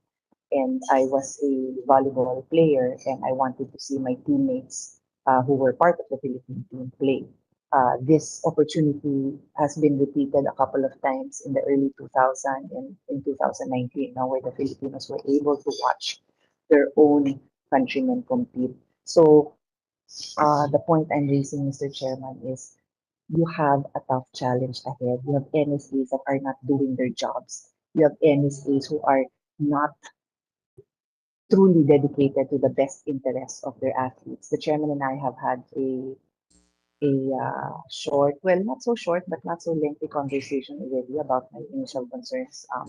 Hopefully, we'll be able to discuss that even further later on. But since my opening statement came after the presentation, I will then say that I fully support the grassroots program. It is really the way to go. You must engage LGUs to do their part in preparing for this, but you must prepare you must have the technical support that many LGUs lack. In terms of caring for the athletes, matagal ko nang pinaglalaban yan. Alam niyo lahat yan. Senator Bongo is my partner there in the chairman in supporting our athletes. EJ is one example na medyo napabayaan pero lumaban pa rin and he is where he is. But for the record, Chairman, please check because I'm not aware unless there has been any payments done the last few days, the last few weeks. He has not received financial support for the year for 2022. Check lang kasi example yan ng we say in principle we will support but have we been able to support when the support is really needed. And finally, yung dun sa Gintong Alay program that we want to bring back. I am a product of Gintong Alay. I proudly represented the countries and I do believe that there is much more that we can do today and we can look to the past but even improve on it for the future. Last point, yung mention nyo na science to also make use of technology. I chair the committee on sustainable development. We talked about the sustainability of sports programs. But my committee includes futures thinking and innovation, and so I really support. And you have my in whatever way we can. I'm certain the chairman also will do so. In whatever way we can innovate the training to make it more efficient. I am still a product of the time where my coach was very modern, and I could see the difference between the training. I'll give you an example. When we competed regionally, I had to play with another team, and galing ako din sa coach na well-educated. We're supposed to drink water to hydrate ourselves, pero dun sa coach na nag-training ako to represent NCR, bawal uminom ng tubig. So magte-training kami ng 3 oras walang tubig kasi that's her form of, I don't know, instilling discipline siguro, which is not consistent with the need to be hydrated and to nourish, di ba? So siguro naman by now, alam na lahat ng coaches yan. But I wouldn't be surprised kung meron pa rin mga old school na hindi pa nila alam yung mga basics niyan. So to educate our coaches to use the most modern technology to intervene in ways that can level up our training is really the way to go. We are not blessed with more pleasant weather. Medyo mahirap dito. So how do we maximize the weather that we are born with? Ito na yun, wala tayong magagawa. So do we do more altitude training? Do we have to invest in facilities that provide a more a temperate with what we call this temperature where we can train better. We will await the updates from the committee, from the PSC. So I leave it at that, Mr. Chairman. Siguro sa part 2, I will do another series of questions. It's really just me sharing my thoughts and quick reactions to the initial presentation. Thank you. Salamat, Senator Pia. Senator Tolentino. Salamat, Mr. Chairman.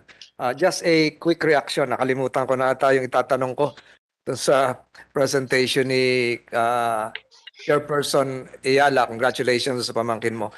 Nakita ko yung I saw your presentation, but I missed one item. Alam siguro to ni Senator Bato. The Philippine National Police has 220,000 personnel right now, active. The Armed Forces of the Philippines, almost 150,000. Last year, during the height of the pandemic, I personally went to the Philippine National Police Academy. I requested then PNPA Commandant General Armamento. Tama ba yun, sir? Armamento. Sabi ko, let me look at your curriculum. Ito ko yung curriculum, ang laki ng butas. Being the head of the Kickboxing Association of the Philippines, I inserted kickboxing as part of the program. Looking at your grassroots presentation, I have yet to see the integration of the Armed Forces of the Philippines and all other Uniformed Services Command, including the Philippine Coast Guard. Ganito po yung nangyayari. Pag nakakuha tayo ng isang medalyang ginto, magiging sarhento ng Philippine Air Force si Heidelin Diaz. Pag nanalo ng boxing si Yumer Marcial, instant magiging sarhento, magiging commission si Pitesio, sa Coast Guard o sa Navy, ganun din si Paalam. Ganun po yung nangyayari ngayon. Why don't we involve the 220,000 PNP personnel, the 150,000 Armed Forces of the Philippines personnel? Being a reservist myself, ang dami pa kong reservist na magagaling. Bakit hindi natin isama dun sa grassroots program ninyo? I will let you reply. Ito po mga ito, araw-araw nagte-training. Paggising pa lang yan, nagja-jogging na ho yan sa kampo. Si General Bato sa Philippine Military Academy, boksingero po yan. Kaya tinatawag namin na Marvelous Marvin Hagler, di ba? So ang dami yung pagpupulutan. Kung isasama nyo lahat itong nabanggit ko, I think hindi lang tayo magkakaroon ng post-congratulatory commissioning of new sergeants, Air Force, Army, Navy. Bagamat yung Army natin sumasali sa Volleyball League. Di ba? May guest team minsan. So why don't we include that in the program? Just one item that you have to react. Baka umalis ako mamaya. And then, with the permission of Senator Bongo, our chairman, ito naman yung tanong ko sa basketball. Nung bata po ako, bata pa ho ako noon, Mr. Chairman, grade school. Grade school. Pag nanonood po ng ABC, yung Fiba ngayon, ABC, sina Robert Jaworski yan at saka sina Big Boy Reynoso. Pero meron tayong pestasukan team. Sina Tembong Melencio po yan. Yun yung Team B. Tembong Melencio, sina Epoy Alcantara, kung sino-sino yon. Sa mga tiga-Caloocan, sina Joy Cleopas. What I'm saying is this. What we have right now for Gilas basketball is Gilas basketball team, the under 18, and siguro merong 3x3. Pero wala tayong Gilas Team B, Gilas Team C. During the 70s, meron tayong ABC team, Philippine basketball team, and Pestasukan. Yung Pestasukan, lumalaban yun sa Malaysia. Hindi tayo natalo doon. So yung tanong ko po mamaya, but I have to leave, may mga naghihintay po sa taas, is there gonna be a possibility of having a Gilas B team or Gilas C team? And this can also be applicable to our women's basketball team. Commissioner Ayala, you can answer. But mamaya, sa taas na lang po ako makikinig. Mr. Panlilio, sa TV na lang. Yes, sir. Thank you, Your Honor, Senator Tolentino. At totoo po yan. Talaga pong napakalaki po ng tulong ng ating armed forces sa ating hanay na mga atleta. In fact, I am having a check, but I know that there is a large number of military personnel na kasama po sa national training pool, and I think the Philippine Olympic Committee can attest to that. Right now po ang suporta ng PSC is only with respect to the AFP Olympics. Kami po ay tumutulong doon in terms of facilities, in terms of a little resources, financial assistance. It is really po ng aming programa to coordinate with the AFP to create a military games sana ho. But we want to make sure that there is no duplicity dun po sa gagawin namin. Instead, what we want to do really is to help all of our athletes that are now in the military, as well as those that are involved in the military, to be given more coaching from our NSAs. In addition, sir, yung pong education, the aspect, the other side, I think that is also something that is left untapped and hindi pa po namin nakikita yung aspetong yon. Now that there is a National Academy of Sports, pwede po namin itayap yan dun po sa PNPA. So, duly noted, Senator, we will make plans for this, and they will be included in the grassroots program. Thank you, Commissioner. Si President Panlilio, mamaya pa, out of order ako. Siguro sa taas na lang. Pag PBA na yung pag-usapan or Gilas. Thank you, Senator Tol. After sa PSC, magpipresent lang po sandali yung GAB, and then let's proceed na po sa samahang basketballista ng Pilipinas, and then tuloy-tuloy na po yung question. Mr. Chairman, just a quick reaction in connection with what Go ahead po, Senator Pia. brought up, what he brought up in the response of Chairman Yala. I'm happy to hear now you're supporting the athletes that are in the armed forces with more coaching and training. But I'd like to make sure that you're aware that there are national team athletes currently in the armed forces that have difficulty fixing their schedule for training. Wala hong standard rules governing their training and their official competition. So I am aware that sometimes they have to miss training. Sometimes they cannot go to go on training camps because their CO does not allow them. So may I ask the chairman to look into this with the utmost level of the AFP para ma-standardize yan, para maintindihan nung hindi naman siyempre yung general yung kausap nila, di ba? Kausap nila yung CO nila, whether it's a sergeant, a lieutenant, I don't know. But kailangan maintindihan yung training and klaro yung rules as to allowing them to be on leave if that is an official leave or whatever. So can we get clarity on that? And the Mr. Chairman. I wanted to raise also, not just in connection with the AFP, but I have not seen any other activity that the Filipinos engage in as a country other than sports that demonstrates our patriotism and nationalism. So we can think of so many activities under the sun, but the natural inclination to support an athlete, to be proud of being a Filipino, comes when you see your athlete raise the Filipino flag. I would love to get into further discussions on this at another time, but I've not seen any other activity. Mr. Chairman, just on that point, 30 seconds. Before the good one, Tolentino leaves. With your permission, Mr. Go Chairman. ahead, Yes. Senator. Pangawala, I will just second yung sinabi ni Senator Pia, di ba? Yung walang rules ang PNP, AFP. But lahat ng sports halos na may commercial league, wala rin rules. So, negosasyon tayo ng negosasyon. So, I remember when Senator Pia was a member of both the National Volleyball team and the National Youth team ng volleyball, may pool. And then klaro ang rules, whether NCAA yan, UAP, whether commercial yung league, na priority kapag ka-practice or may laban yung national team. Ngayon, negosasyon ng negosasyon sa lahat na yan. So, I know it's difficult, hindi naman natin sasabihin kaya lahat ng commissioner, pero sa simula ng term, maganda siguro tong tignan. And then sa puntong yon, I just like to testify here, no, that the logistical aspect, research aspect of all of these sports, no, where I won't name the country, but other countries spent $2 million for a SEA Games research kung saan sila magaling sa sports, anong events, etc. Si Bumble Tolentino did not spend a single cent but worked with his staff to study each and every event and sport.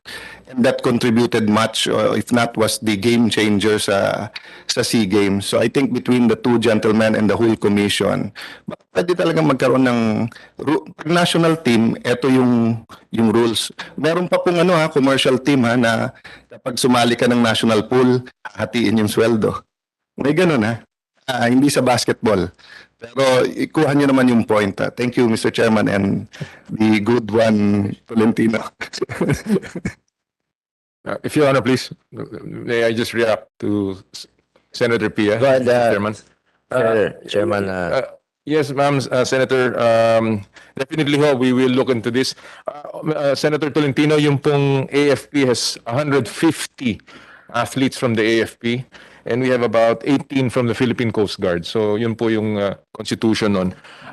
We will, Senator, we will certainly create protocols, Senator Cayetano, that will now be part of the understanding among, well, in this case with the AFP, so that we can facilitate the easier approvals for our athletes to join our national teams. Of course, on the private side and of course on the NSAs, that is the Philippine Olympic Committee, but on the private organizations, we will also look into this and help assist the NSAs in securing the approvals from the private associations. Itong mga athletes na ito, organic po ito ng Coast Guard, no? Even Philippine Air Force, Philippine Army. Soldado po sila. Opo. So aside from yung salary nila sa Coast Guard or sa Armed Forces, meron din silang support na natatanggap sa PSC. Yes po. As long as they're part po of the national training pool, sila po ay nakakatanggap ng allowance sa amin. Katulad ni Heidelin Diaz. Ganon po yung Yes po. setup. Anyway, speaking of yung training at the same time nagtatrabaho, ito naman pong papasalamat po ako, natutuwa na itong pinangarap natin along with Senator Pia, then Speaker Alan Peter Cayetano, yung National Academy of Sports. Nabanggit ko nga po, pwede lang mag-aral yung mga potential athletes, no, na mga bata.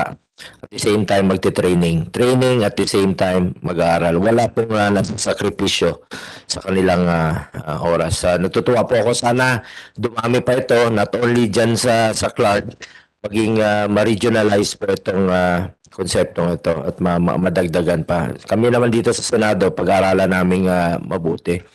Natutuwa kami, katulad ni, sabi mo nga, grassroots, si Alex Yala, nagmula sa grassroots. Nakikita ko, mas marami pa tayong atletang madidiscover kung gawin natin itong ma-regionalize natin itong National Academy for Sports.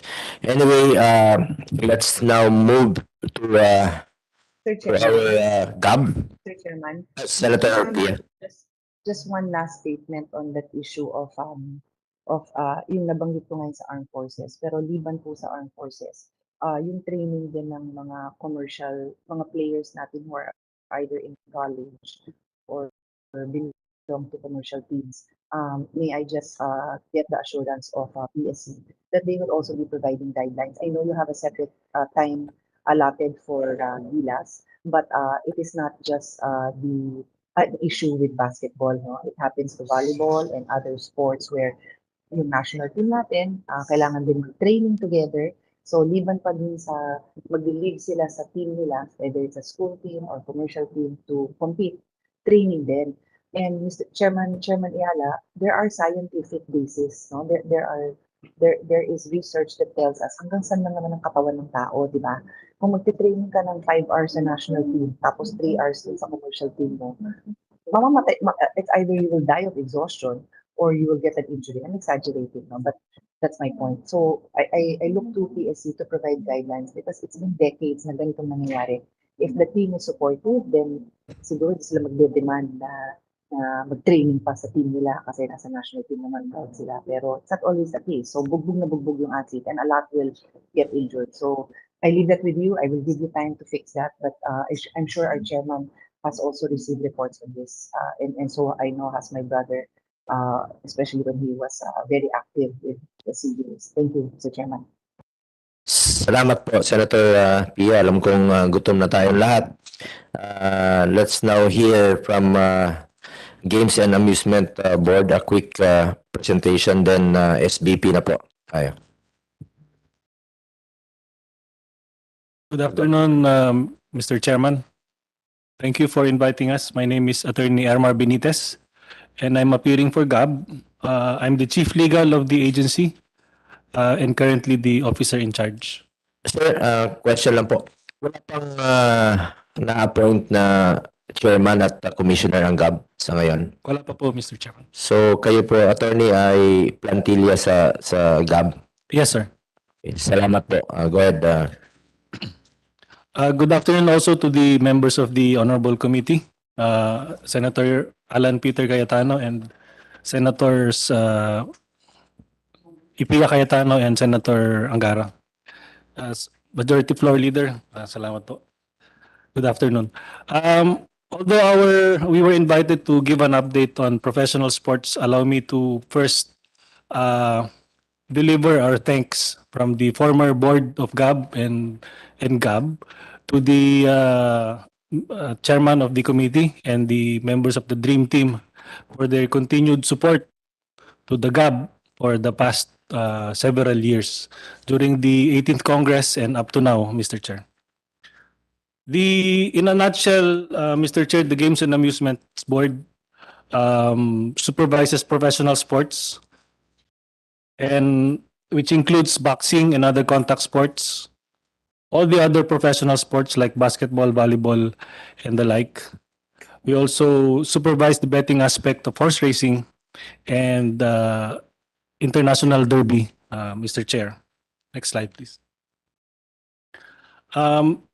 On screen, Your Honors, is a bar graph of or a snapshot of how professional sports stands at the moment in 2022. Of important note, Mr. Chair, is that way back in 2019, which is the second line, second bar from the left, we had professional sports was thriving until in 2020, when the pandemic hit. Professional sports was one of the hardest hit industry. And without diminishing the effect of the pandemic on the other industries, well, it's just sports, it's recreation, and it's just, it's not one of the essential industries. And that was the conception. And we call it a misconception, Mr. Chair, because for a lot of our athletes and stakeholders, professional sports is their way of life. It's their livelihood. And so when we say sports was hit, it was really hard hit, Mr. Chair. But now in 2022 to date, we are pleased to report that professional sports has started to bounce back. And as of now, Mr. Chair, as of end of August, we have licensed 8,679 professional athletes. and 651 permits for actual face-to-face physical sporting events, mostly boxing and professional basketball. Next slide, please.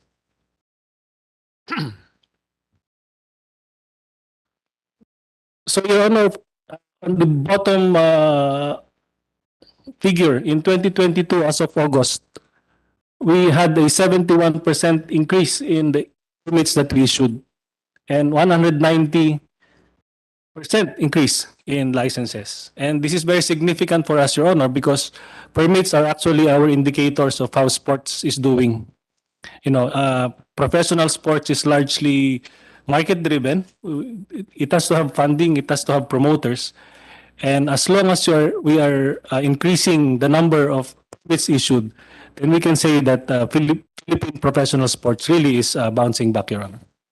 Next slide, please. So, Your Honor, during the pandemic, the GAB has been still very active despite the lockdowns and despite the lack of actual events.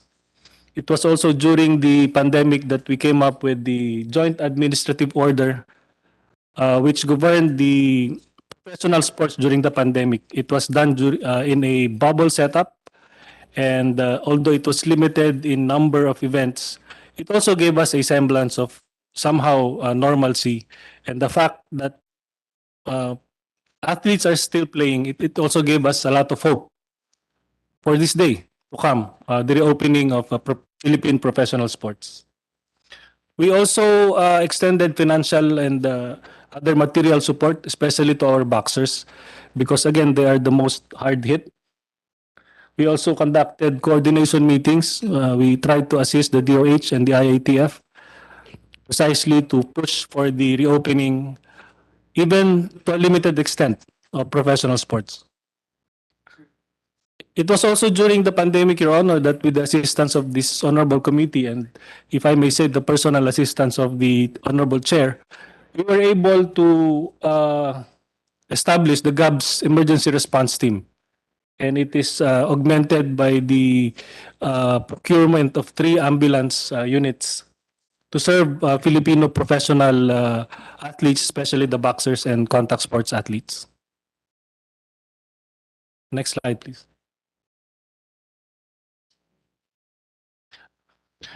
During this time, Your Honor, we also invited to the fold of professional sports several new leagues, Your Honor. We professionalized the MPBL, Maharlika Pilipinas Basketball League, the PhilBasket, the Pilipinas Super League or the PSL, and the National Basketball League or the NBL. It was also during this time, Your Honor, that we entered into a memorandum of agreement with the Japan Boxing Commission for the safe and orderly fights and matches of our professional boxers who go to Japan, and also for the Japanese boxers who come here to the Philippines to fight. Next slide, please.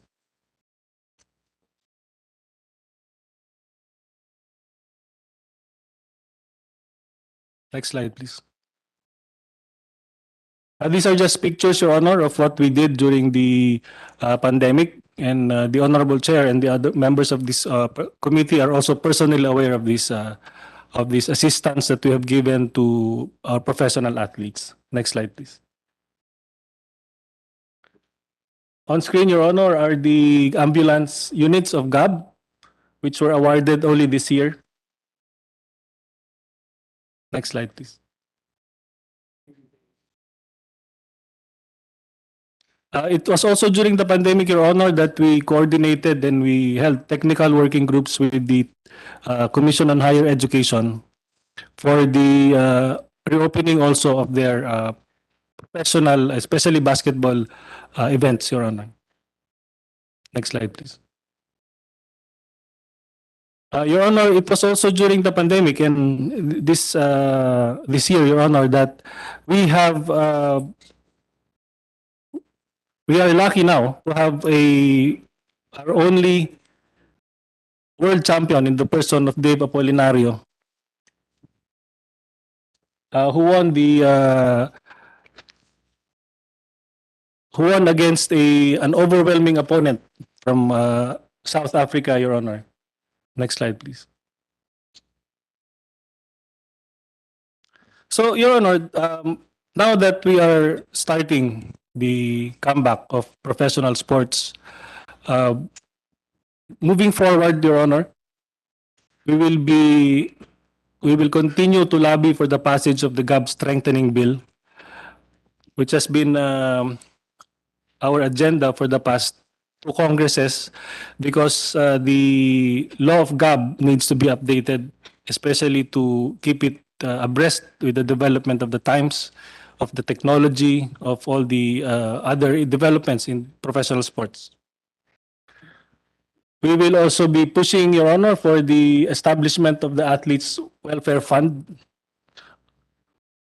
and the implementation of the GAB Combat Sports website akin to the famous BoxRec, which is a repository of the data of all boxing events and the boxing personalities. More importantly, Your Honor, because we are a steward, no? We have no board yet.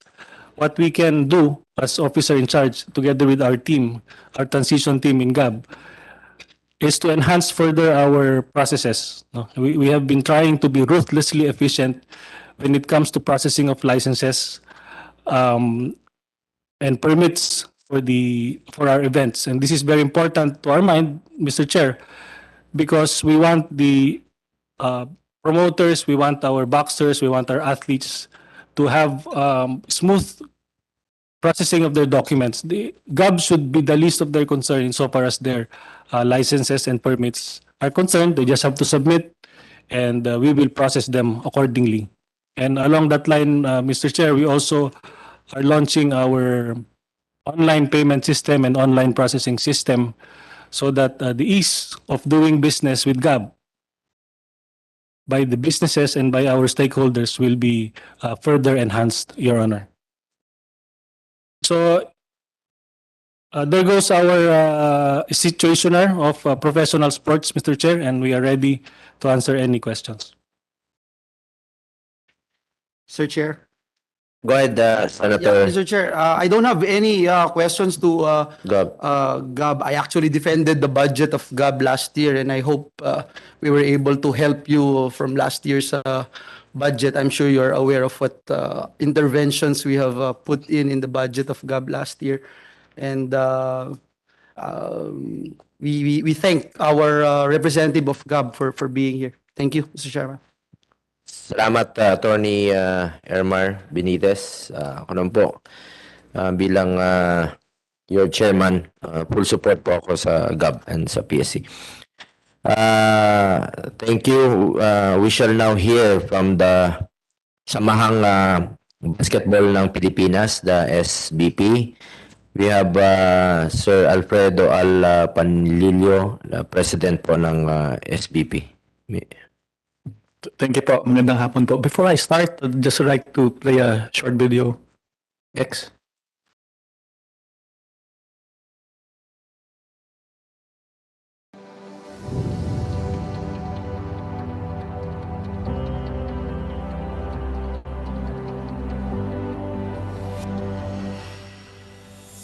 A little over 2 years ago, I stood at a similar podium on a similar stage in Tokyo and shared with Fiba our belief that the Philippines would be the better host for the 2019 FIBA. Mr. Chairman, can we do it again, hopefully on a bigger screen?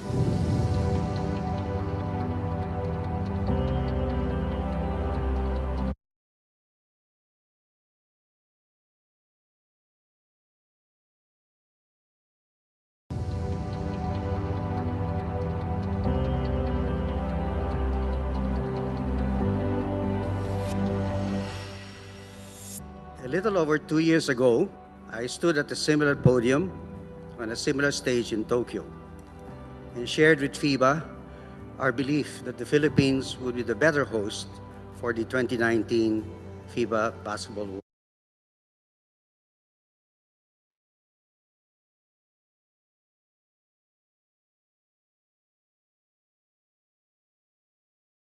Cup. That belief remains as intense and strong as ever. Central to this conviction is our deep love for basketball, a passion for this sport unequaled anywhere in the world. Safety and security will be paramount. We have secured the support and the help of our local government leaders, the Philippine National Police, the traffic enforcement agencies, the security units of the playing venues to ensure safe and secure passages and stay for the players, the team officials from FIBA. Through the years, we were told that basketball is not for Filipinos because we're neither tall nor athletic. But here we are today, and in every single corner of our country, may it be the highest mountain, may it be the deepest valley, you will see a basketball court in every corner. We know that the FIBA family will be welcomed and supported at every stage of the tournament. By 2023, we will be ready. It will showcase to all the power of basketball to unite countries, to be innovative in staging global events in the fastest growing region in the world. We simply want to make basketball the leading sport to play. So we will pack our stadiums, we'll break attendance records, and we will play louder than ever. The host FIBA Basketball World Cup 2023 is sorry.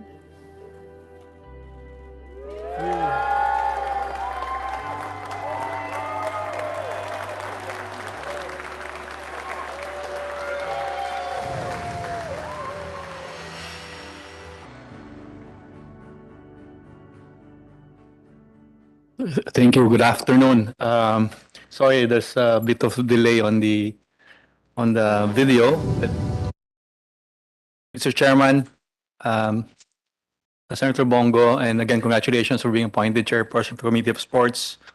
Mr. Vice Chairman, Senator Alan Peter Cayetano, who you saw in the video. We were there with also Senator Pia Cayetano in FIBA, in Geneva, when we bidded for that in 2017, if you recall. Thank you for that. Senator Robin Hood Padilla, Senator Mark Villar, Senator Francis Tolentino, Senator Bato de Rosario, Senator De La Rosa, Bato de La Rosa. Of course, Majority Leader Senator Joel Villanueva. Of course, our SBP Chairman also, Senator Sani Angara, POC President Rambo Tolentino, who I also serve as my president, because I'm part of the POC as his first vice president. PSC Chairman Noli Ayala, who is also an SBP Executive Director in the past, no? And PBA Commissioner, of course, Willie Marshall, who is a partner in everything that we do, and of course with me from SPP, our Executive Director Sani Barrios, and Chot Reyes is also online. And I think when I go to Gilas later on, I'd like to bring him in for his input. So basically, I'll have two portions, but I guess let me just start that saying, and again, thank you to the other senators in attendance, to our basketball stakeholders, the committee's resource persons, the Senate staff, and our friends from media. Again, magandang hapon po. It is the honor of the Samahang Basketball ng Pilipinas to be given this opportunity to present our plans for the hosting of one of the most prestigious international sporting events in the world, the 2023 FIBA Basketball World Cup. The last time the Philippines hosted an event of this magnitude was in 1978. And I have a picture actually of President Marcos then tossing the ceremonial ball. No? And that's more than 4 decades ago. This is truly a golden opportunity for a country with such a deep love and passion for the sport of basketball to come together as one nation and show the world not just how skillfully we Filipinos play, but how excellently we can host. the Philippines, together with Japan, Indonesia, will host the top 32 national basketball teams in the world, with a final phase championship games to be held in our country. The whole world will be watching. Yes, there will always be challenges in any great undertaking, but united, we can assemble our best team. In fact, we already have both our playing team and our organizing team. United, we can put our best foot forward. United, we can be the best host we can be. Already, all the different basketball stakeholders from the PBA, the NCAA, and the UAP have answered the call for unity and pledged to support this event, giving our national team, the Gilas Pilipinas, a free hand in selecting and reserving their best players to represent the country, even going so far as to adjust their normal playing schedules to give way to the event and ensure the national team will have sufficient time to practice together and prepare as they compete with the best teams in the world. This is a cause that has brought together rival schools and even rival companies, all because of three simple words: para sa bayan. We're hosting this international event for our country's pride and much more. This event is just as historic in terms of how it can benefit our economy. By providing our country with nearly unprecedented international media exposure, this event becomes a tremendous opportunity for tourism and investment. This is the bigger play, the bigger picture we should never lose sight of. When we can all work together to make the most of this opportunity, panalo ang bayan, panalo tayo. As a country's basketball organization tasked to organize this event, we are humbled and privileged to have the attention of this esteemed legislative body. We welcome your help and provide our support and cooperation, providing relevant information that will help this august body in enacting the necessary laws that can benefit and mobilize the right government agencies to ensure the success of this event. It took us 45 years to bring the FIBA Basketball World Cup back to the Philippines. This may never happen again, at least I'm sure in my lifetime. Let us make the most of this opportunity. We call on all stakeholders to unite for the flag. The world will be watching. Let it see what a united country can do to win the respect and admiration. So, Mr. Chair, just a short presentation on two fronts: the update on the hosting and the update on the Gilas team. Next page, please. So, as you've seen, we are hosting this after we lost a bid to host the Beijing 2019. We were in Tokyo 2015 and we lost that, but we never stopped dreaming, and led by our chairman emeritus, Manny V. Pangilinan, the idea of a multi-country hosting was born. And in 2017, as you saw on the screen, we are awarded, together with Japan and Indonesia, the hosting of the FIBA World Cup 2023. This actually will be the third World Cup that the Gilas Pilipinas will be participating in. The first in Spain, 2014, and in China, 2019. Next page, please. So just to share with you, these are the, on the left side is the logo of the FIBA World Cup. Actually, if you notice, may puso, no? So may influence ng konti ng puso natin. And the Naismith Trophy in the middle, and 23 as for the year. In the middle is the mascot called JIP. Japan, Indonesia, Philippines was the nominated name, but actually it is also referring to the JIP of the Philippines, no? And the slogan will be "Win for All." Next, our vision and mission for the World Cup. Next page, please. It's really first to bring the nation together to celebrate the FIBA Basketball World Cup and be recognized as a top 5 premium global sporting event in 2023. There are three customer base, as we might call it, that we're focusing on. Of course, the teams, the fans, and FIBA. Next page. Key facts for the event. The World Cup will happen from August 25, 2023 up to 10th of September 2023. But also just to highlight, before this event, we're also hosting the FIBA National Congress that will bring over 200 plus basketball federations of the country for its national congress. So for the FIBA World Cup, there will be 32 teams that will qualify. There will be 92 games in total in 5 playing venues. Next page, please. And the venues are as follows. In Jakarta, which will host 20 games. In Okinawa, that will host 20 games also. Both of them are brand new stadiums, actually. And in Manila, the group phase, one is in Smart Araneta Coliseum, which will play 20 games. And in SM Mall of Asia Arena, which will also play 20 games. And then the final phase, the top 8 teams will all come to the Philippines. Well, actually 4 from the Manila grouping, 2 from Jakarta, and 2 from Okinawa. Will all go to Manila, and this time it will be held in Philippine Arena. Starting I think September 4 or 5, if I recall. And what we'd like to do, Mr. Chair, is the biggest FIBA attendance in a game is about 36,000, if I'm recall. And I think if we play in Philippine Arena, we'll definitely beat that attendance record of 55,000. No? And again, these are the top 32 countries. So you will see the US. Of course, they're undergoing the qualifying now, but you see the likes of Greece, Slovenia, Finland, Serbia. These are the countries that hopefully we will see in the Philippines. Next page. Now, in terms of preparations, the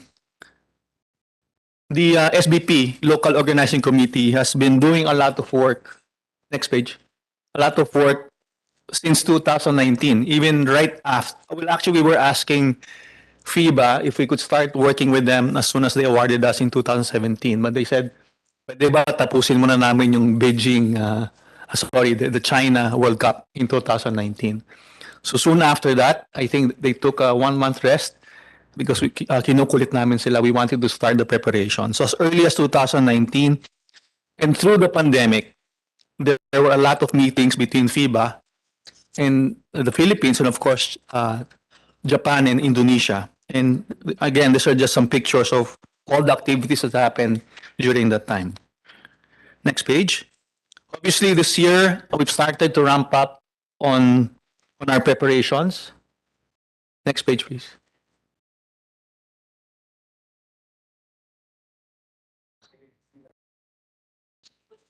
Next page.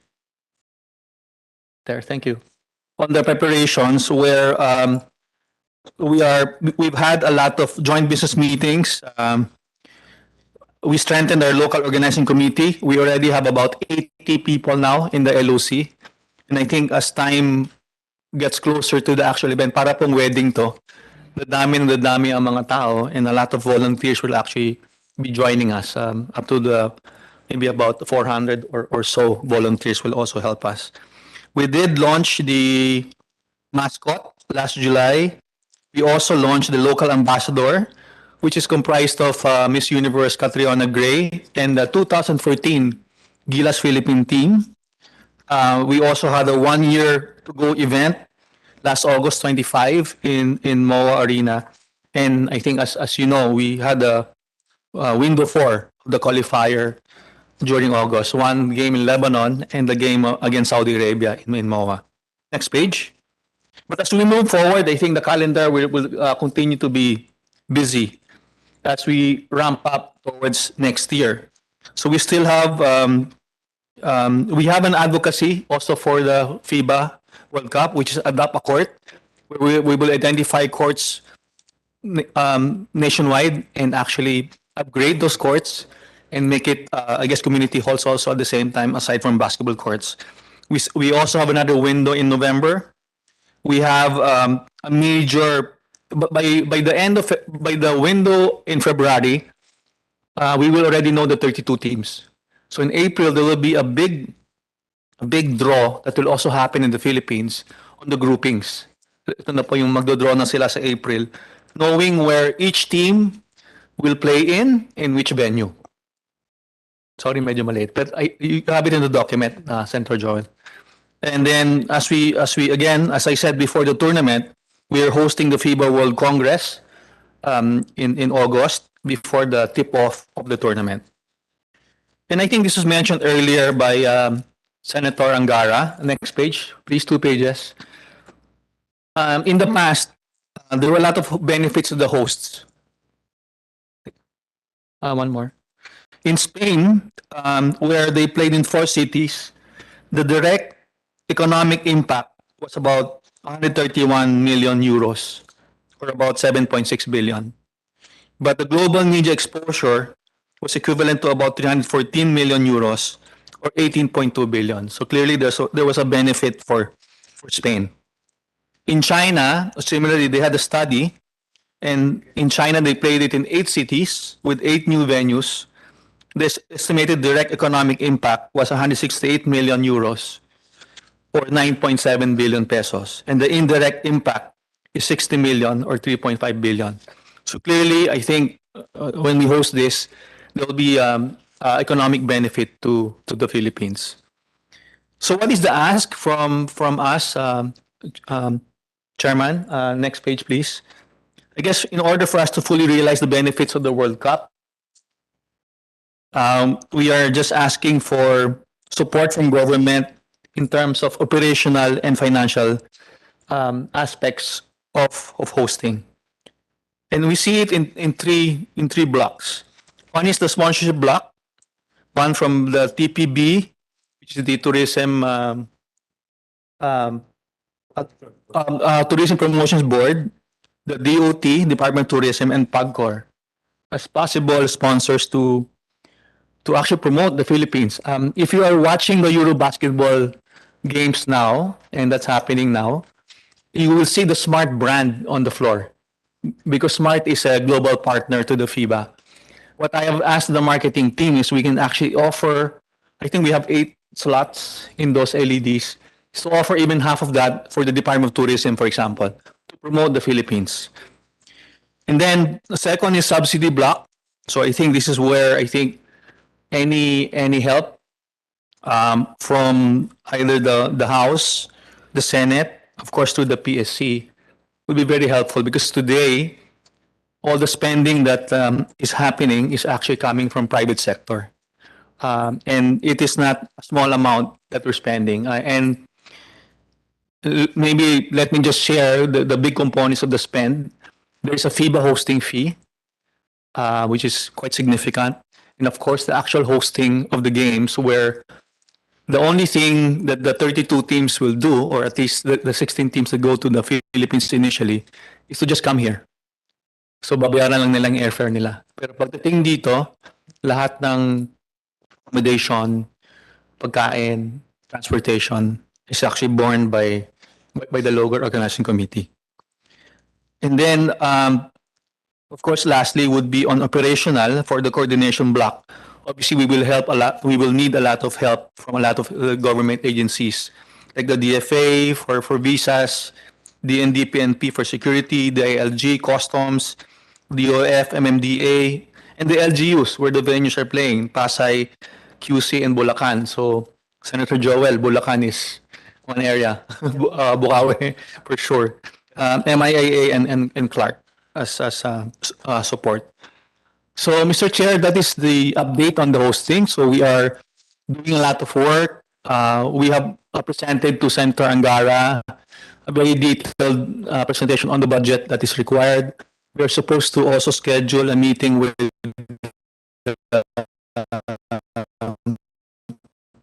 the new Secretary of the Department Plans. We have been working in the private sector and companies in promoting the World Cup, and hopefully they will also help us in sponsorships and funding.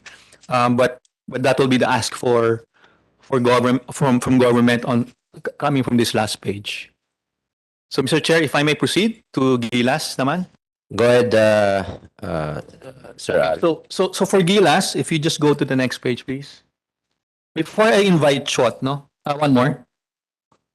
Just wanted to explain the context of where FIBA is today. Before, if you recall, and I'm sure Nolly Chairman Nolly understands this very well. There was just maybe a 2 week or a little bit longer 2 week tournament every 2 years for a FIBA. At the time, they didn't call it World Cup, just a championship, FIBA championship.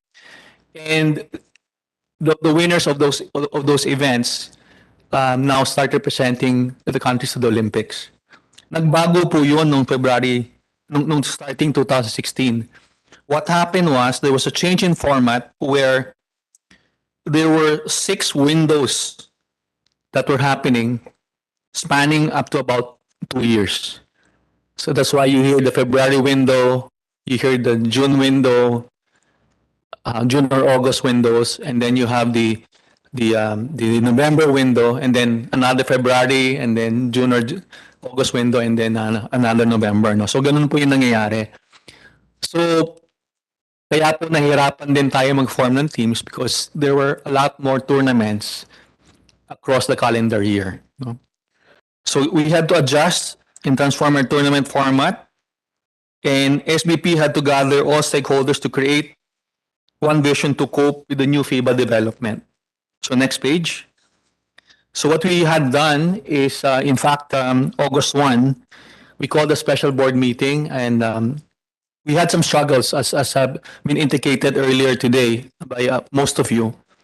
And what we had done is we gathered the stakeholders and have unified their support for Gilas. So, and these are all the members of the SBP, from the PBA to the NCA and to the UAP.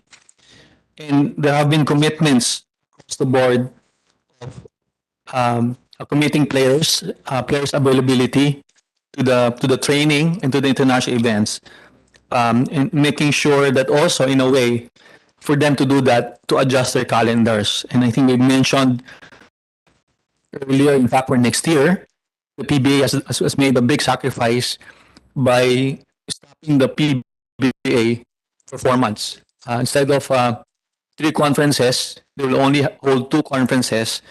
And by late April 28, or to be exact, Commissioner Willie, the PBA will stop and will make available all players that are in the pool. We have a pool of 24 players today, and I think to answer maybe Senator Tolentino's question earlier on Gilas A, B, and C, I think what we have done is we have a pool of 24 players, and that's where we sort of pick and choose the teams that are the players that are available for certain windows.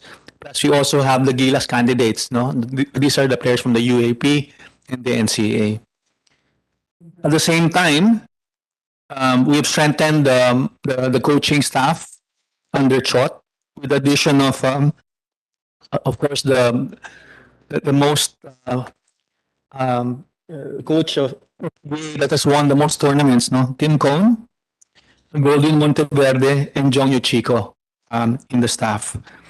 And as I said earlier, starting the end of late April is for the Gilas team to start practicing. And yes, the goal is first to win back the gold medal in the SEA Games in early May, and really prepare for the World Cup starting that time. So we will have 4 months, 3 to 4 months preparation, and we've also gotten commitment from Jordan Clarkson that he will join us 6 weeks before. So that is actually a lot of time that the team can work together. And I think Chot after this can share what the training program will be moving forward. And then, of course, we will, our ask later on, Chair, is really to have a couple of players to be naturalized to help us to be identified to be part of the current pool. As you know, the other countries are doing that because it is a rule in FIBA that you can bring in one naturalized player as part of the team. In other countries, it takes only a few days to actually have naturalized players on board. No? Next page, please. So I think there's pictures on the board meetings and practice with coaches. And I guess at this point, next page, Chot, are you online? Chot? Coach Chot? Di ba si Chot? Out? He went out? Yeah. Anyway, ito yung calendar po. So sa November, there are 2 games. Go ahead. Mr. Chairman, I would like to remind also the BSP that not only Cambodia Sea Games this coming May next year, but there will be Asian Games, the Olympic of Asia, In September. on September 23 up to October 8. And after that, November, 3-on-3 on the Asian Indoor ay mag-indoor games. So, tatlo po yun na So sa SEA talagang Games, ibalik natin yung king ng basketball. Kailangan bigyan po natin ng magandang player team, yung 3 major events. Chairman Bumble, after the SEA Games May, FIBA World, and then Asian Games naman. Hangzhou, China, and So may panahon Indoor tayo Games. talaga for maging teamwork itong ang ating team, magje-gel sila, yun lang importante. I have some questions about naturalization later on po. Are you finished na po, sir? Just to show very briefly the calendar lang. The November window is coming. February window, as you know. Then the SEA Games preparation starts in April. Next page, please. SEA Games in May. And then preparation time na for the World Cup in August. No, I only stopped at August, but taking note of what President Bumble said on the Asian Games in September, and then the 3x3 after that. But I guess this is going to be part of the program for us. And last page really, ito na po yung last page. Yun lang, again, going back to the naturalization, asking really help to facilitate in terms of helping us have two maybe naturalized players to cover certain windows where, for example, Jordan Clarkson may not be available. And we know that there's a November window coming. So I know it's very tight. So the request is if we can have one by that time. And I think we will be proposing 2 names that we will bring to the board. Sir, question lang po. Thank you po. Sa FIBA, magkaiba ba ang rules on naturalized players sa Olympics? Magkaiba ho ba o pareho lang?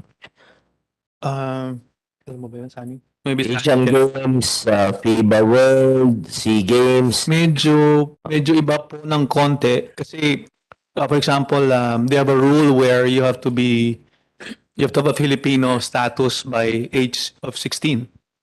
So that's why Jordan, even though he has a Philippine passport, he got it after he was 16. So based on FIBA rules, hindi na siya pwedeng Filipino. So he's naturalized. But at the same time, you can bring in other players, other nationalities that can go through a naturalization process through the House and declare him a naturalized citizen to play for the country. And you're only given 1 slot per tournament. So anong pinagkaiba ni Jordan Clarkson with Blatch before? Naturalized si Blatch, si Clarkson, real American yun, di ba? Yes, he didn't have to go to the naturalization.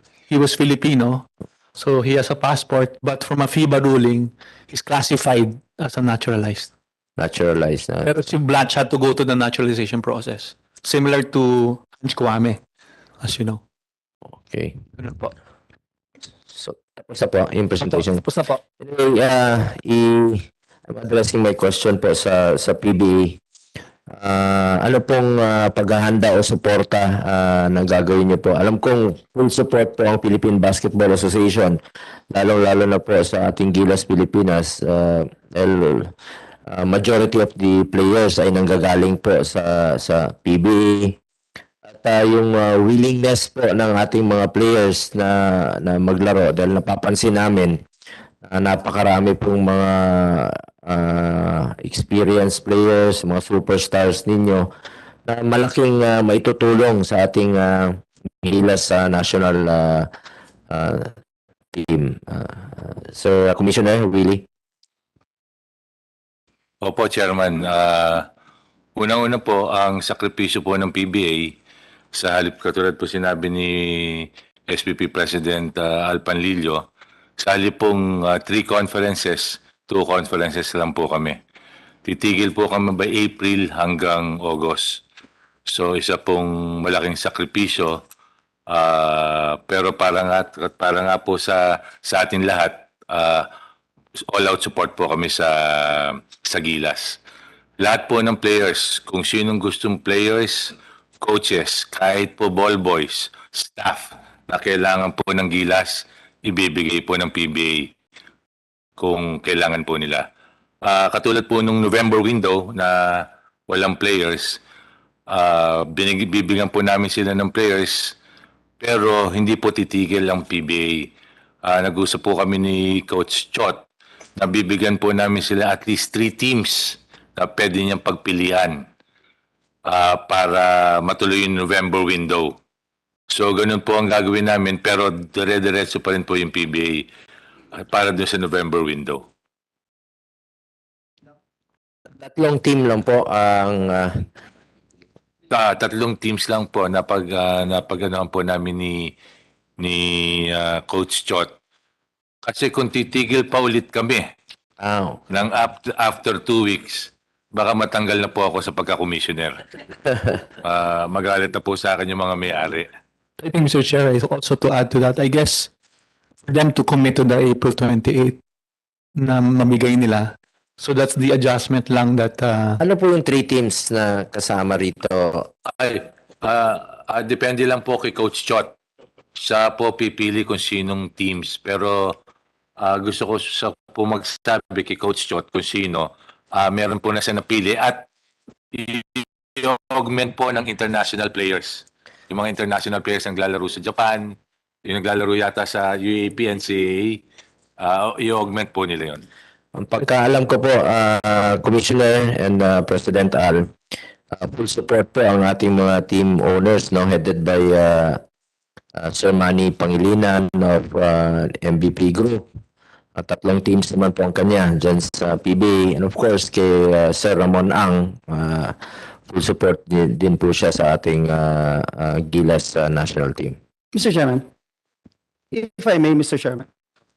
Just a follow-up on that note. First of all, I'd like to on record our commendation to our good friend, the Commissioner of PBA. Idol ko din yan, Mr. Chairman. Paglaki ko, gagayahin ko yan. He's been a very good friend of this institution.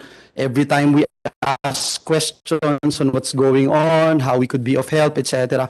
I just wanted to be clarified because if I heard it right, doon sa hosting of Fiba World Cup, lahat pwede, no? Whoever is available, whoever is there dun sa roster ng lineup ng mga PBA teams, pwede. Yung 3 teams na binabanggit po, for this particular window lang. Tama po ba yan, Mr. Chair? Opo, Your Honor. Para dun po sa November 14 to 20 lang po. Yun lang dun, sa window na po na yun. Para sa window na yun. Yes, Mr. Chairman. Ang follow-up ko lang po, Mr. Chairman, was there a time na, I'm sure there was a time na mayroong gusto tayong player na naglalaro sa PBA na hindi natin ma-force makalaro sa national team. Is there a time? Meron ba? Wala? O sasabihin natin, hindi natin masabi because as a basketball player myself, I remember, Mr. Chairman, when I was in college, pag may magandang physical therapist dun sa UST, ang daming nai-injured bigla eh. So I know that for a fact, Mr. Chairman. So again, I just ang bottom line lang naman natin is we will be able to get the best of the best na nandun sa PBA na makalaro to represent our country. I think, Mr. Chair and Senator Joel, I think the pool that we identified, I think it's in the chart, no? That I think all of them are committed to the Gilas program. And I think with the help also of San Miguel Sports Director, Francis Chua. He's been helping me a lot. By the way, Mr. Chairman, I'm sorry to interrupt. I saw in this in our agenda that Francis Chu is confirmed to attend our. I don't know if he's here. I just want to put on record, Mr. Chairman, that he is my UST high school coach. Yes, yes. You mentioned it. I wanted to ask you how he was as a coach. Lahat po ng kalokohan sa basketball sa kanya ko natutunan. Dito lang po, Mr. Chairman. But I just want to put that on record, Mr. Chairman. He's a very good friend of ours, very talented sports enthusiast. Thank you. Please. Sige, si Sports Director Francis Chua. Katulad ko sinabi sa inyo, Mr. Chairman, hindi siya makakapunta kasi meron po siyang na-commit earlier. Pero ano po, Mr. Chair, sorry. Kumili, he's fully supportive. He's been actually meeting up with Chot already, with Tim Cohn and yun nga, si Goldwyn tsaka si Jong. And I think Chot, are you in the line? Maybe, if Mr. Chairman, if he's in the line, maybe he can... Diyan na ba siya? Chot, diyan ka ba? X, diyan ba siya? I'm here pero very unstable yung connection ko po eh. Don't know if you can hear me. Yes, we can hear you naman. Anyway, speaking of Alchua, I know he is very supportive at napakagaling po na sports director. And talagang noon pa ang pagkakilala ko sa kanya, magaling mag-scout. Malaking tulong rin po siya sa ating Gilas national team. Along, of course, with Sir Willie, our commissioner. Senator Joel, do you have any question po with or meron bang update si Yes, Mr. Chairman, just one more, Mr. Chairman, on the issue of, I was looking at this presentation about hostings, benefits. For example, in Spain, the economic impact was 7.6 billion. In China, 9.7 billion. I'm not even sure about the indirect impact. Perhaps this is actually bigger, Mr. Chairman, because you're talking about the best basketball players in the world coming into this country. Can you just imagine, Mr. Chairman, that the magnitude of this, I don't know if you can feel it with my voice, how excited I am hosting this event. Kaya lang wala akong nakalagay dito magkano ba yung ginastos nila. Magkano ba yung gagastusin natin? Magkano ba yung target natin, no? Siguro I don't know if we are to talk about it in public, but perhaps if we could have a working strategic plan as to how much we really wanted to raise, for example, on the part of PAGCOR, for example, on the part of the government, the part of Senate, how we'll be able to help in the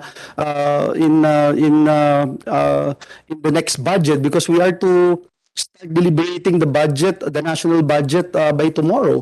So, yun siguro maganda, Mr. Chairman. Hindi ko na patatagalin, Mr. Chairman. Perhaps if we can have a submission na lang para makita natin, lagyan natin ng for example, o kaya PAGCOR, magkanong i-ano nyo dito, hindi lang sa buong sports, no? But in this particular event, nitong hosting natin ng FIBA. Yun lang yung suggestion ko, Mr. Chair. Mr. Chair, we have the details. We've actually shared it with our chairman, si Senator Angara. So maybe we can have a session. He's the best person to get this information. So we can share that, if you don't mind, in a smaller group, and then we can show you the numbers in very great detail. Let me repeat, we are here to help and cheer our team that sana manalo po tayo. And of course, itong security preparation, napaka-importante po nito. At nakita ko kanina, napakadaming posibleng manood at saka mga superstar po ito. Dadagsain talaga to ng tao. Not only sa Moa, Araneta, kahit sa Bulacan, pupuntahan to. Pag umabot to sa top 8 championship, ngayon ko lang nalaman na tayo palang mag-host ng top 8. So, yung finals, it's a once in a lifetime opportunity for us to watch kung sino man yung nasa finals, yung mga idol. Senator Joel, sila Tatum, Jokic, lahat sila, sino? Si Giannis. Si Giannis, Luka, mga idol natin sa international competition. Pero ako po, idol ko yung mga Pilipino. Actually, Mr. Chair, sorry po, Mr. Chair, yung pong last 8 game, yung quarter semis and finals, is gonna be in Bukawi. So there will be so much economic impact in Bukawi at that time. Philippine Arena po lahat. Malaking bagay po yun. Chairman Sunny, Joel, maliit na investment on our part sa gobyerno. Siguro tutulungan natin. Napakalaking return po yun sa atin. Nabanggit kanina sa turismo, sa lahat. Sa promotion ng ating bayan, sa kagandahan ng ating bayan. Magtulungan po tayo. Gaya na sinabi ko, we are here to help our team. Mr. Chair, just a last comment na lang po. Maraming salamat po for calling this meeting, and thank you for the support that you are giving us. And I know, again, as I said, if we can do this together po, we'll be hosting the biggest basketball tournament in the world next year. And the benefit to the Philippines will be such, it will be big. And maraming salamat po sa tulong. Suporta po ng ating mga professional players and even itong mga college players natin, mga nasa abroad kahit naglalaro sila. Alam ko, gaya ng sinabi ni Senator Joel kanina, marami pong mga manlalaro natin na merong puso at passion to play for our country. At ako po yung nananawagan sa ibang mga players natin, yung mga nasa PBA. Tulungan niyo po ang ating team, yung mga players dyan na walang kakaba-kaba. Ayoko na pong pangalanan. Malaking po sa ating Gilas national team. And of course, mas alam niyo po ang SBP, anong dapat gawin. Mas kabisado niyo po yung larong basketball. We're just here as legislator to help and to cheer our team. Sa abot po ng aming makakaya, nagkaisa po ang inyong team dito sa Senado para tulungan po ang ating team, Gilas team. Not only Gilas, but of course ang ating lahat ng ating atleta sa PSC, sa ating POC. Nandito po. Gaya ng dati, Sir Bumble, nandito po kami para sumuporta lang po sa likod. May question pa kayo, Senator Joel? Chairman, just to put on record, I think it's the Bible says give honor to whom honor is due.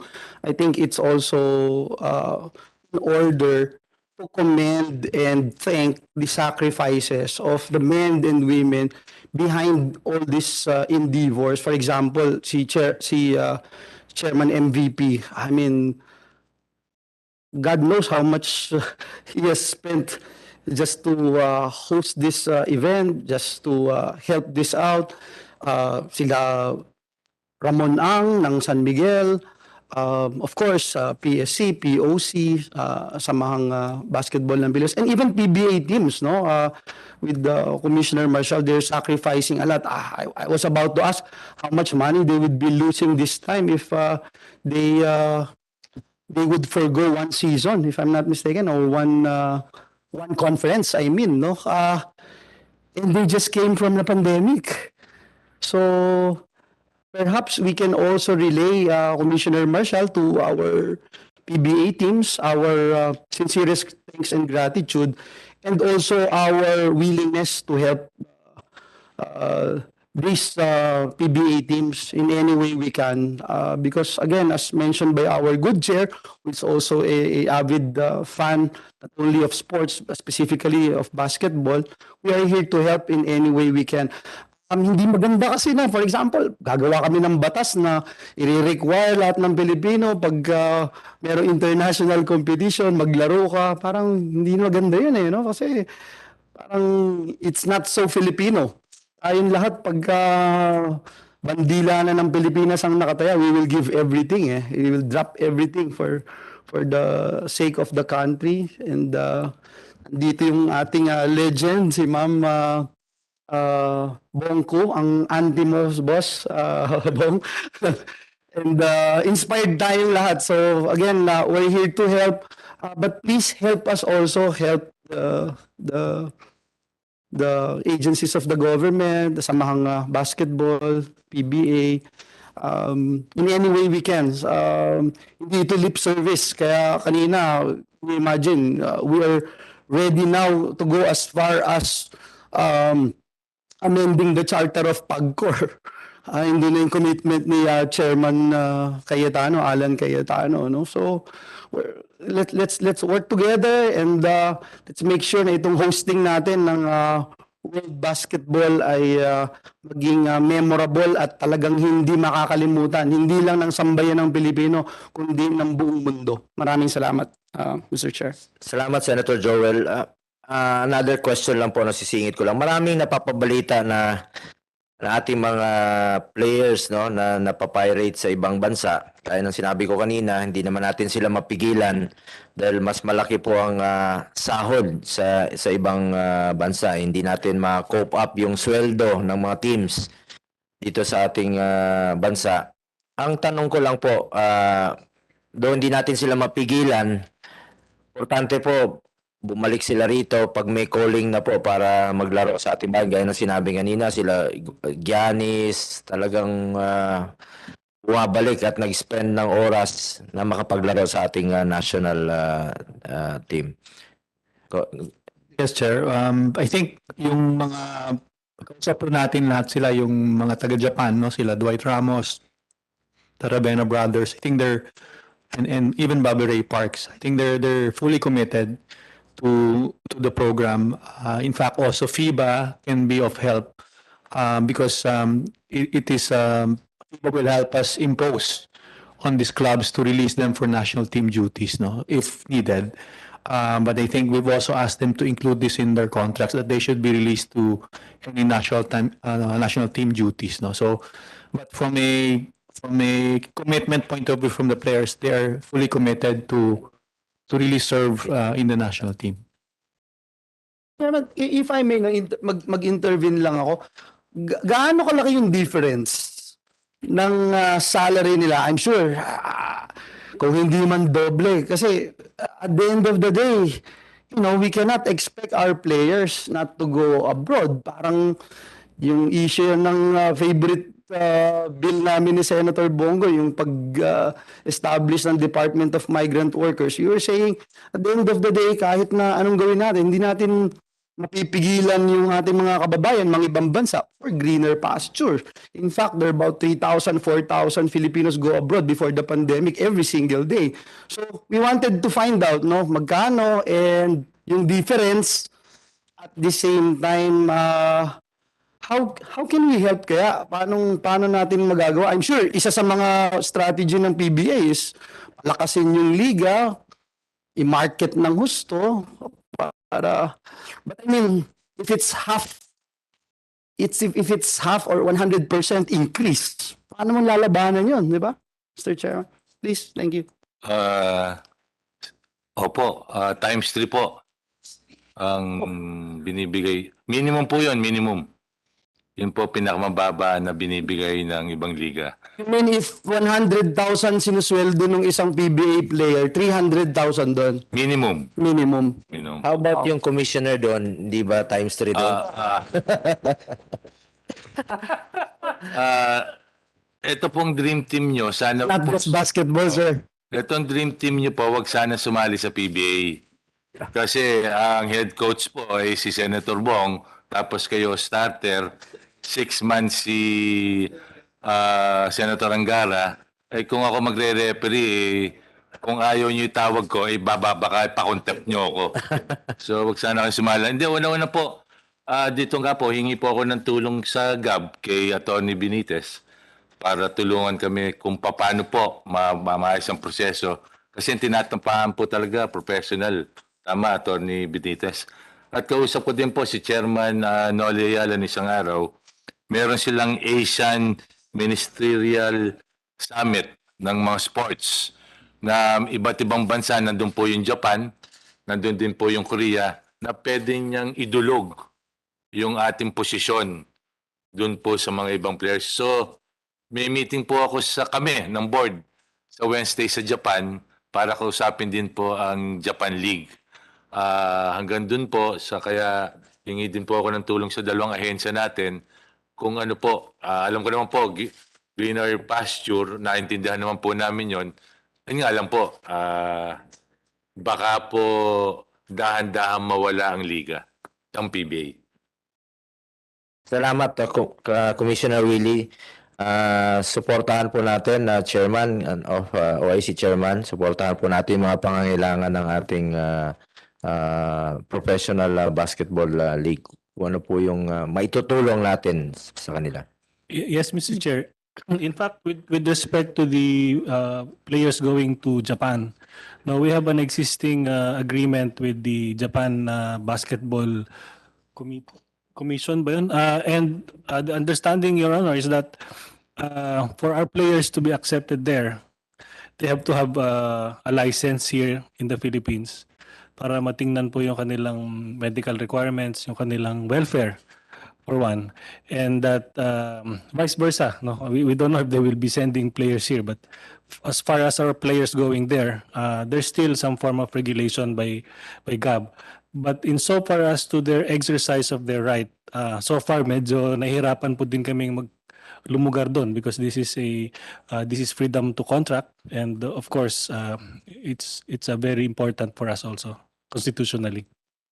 May raise also, Mr. Chair. That's the professional side. I think what my concern are the things that's happening in the collegiate level. May nangyari na po yan sa Ateneo. Baka po hindi yun baka yun po yung magiging bigger issue. We're losing collegiate players. Even collegiate players, naglalaro na rin po sa... One particular case is SJ Bilangel of Ateneo. He didn't finish his last year. He went to Korea.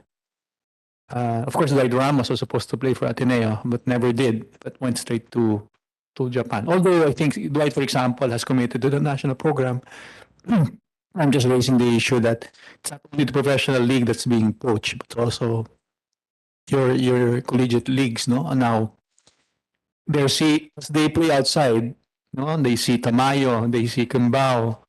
So they're very attractive talent that again might as issues to us. Yeah, but we're not experts, and we're not pretending to be experts. So we wanted to know how can we address this issue. This is now bigger than the professional level. Talking about collegiate, Mayor Bumble is saying it's not just happening in basketball. So what can we do? How do we address this issue? Perhaps we're here to listen to you guys as experts. Yun nga po. What are other countries doing? I'm sorry, Commissioner. Sa ibang bansa ba nangyayari to? Or how are they addressing this particular issue? You're starting to see somewhere yung a lot of the young people playing for college in abroad na eh. And so they're really looking for greener pastures, no? So it's really a balance, no? It's the same issue on brain drain, on, you mentioned it earlier, nurses, doctors. So it's a balancing, it's a very, I don't know whether... You mean it's happening elsewhere, and the only way we can address this is to keep on producing? Sa akin, Mr. Chair, sa Asia, tama, ewan ko, nandito po siya rin dalawang commissioner ko, si Commissioner Nolit, si Commissioner Barrios, na naging boss ko po, ay yung mga Pilipino, parang religion na po yung basketball eh. Pag may nilagay, kausap ko nga po yung Malaysian foreign minister, sinabi sa akin, basta may Pilipino, kahit hindi kilala, dinudumog ng Pilipino. babaeng ano to, basta may naglalarong Pilipino na basketballista, kahit hindi ka, sinusuportahan po natin. So ganun po, ewan ko kung ganyan ang strategy po ng Japan, pero yun po, pag may Pilipino po, halos puno yung stadium nila.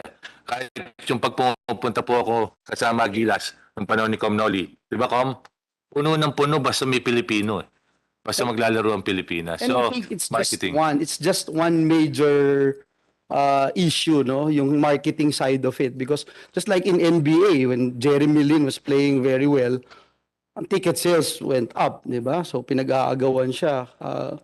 Merong sa baseball ganun din pag may Asiano, no? But on the other side of it is the kung may brain drain doon sa medical and sa educational ano natin, ito dine-drain nito yung pool of our sports talents, no? Sige, Chairman Noli.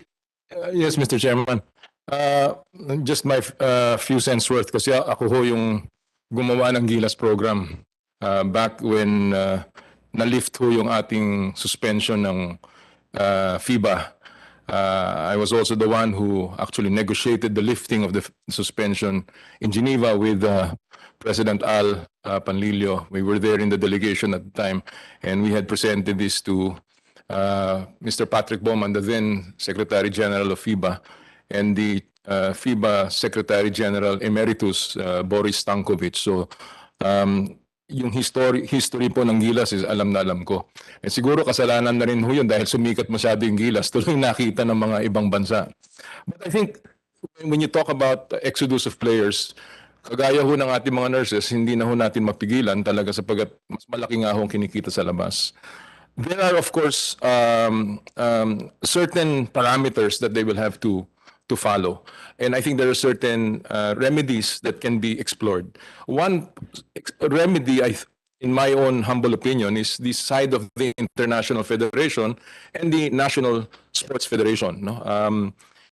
Ito po yung tinatawag na basketball clearances. No? From what I understand, and I think Edie Sani is in a better position to discuss this because he knows the current rules. Meron pong tinatawag na mga clearances ang isang federation before an athlete can transfer to another team.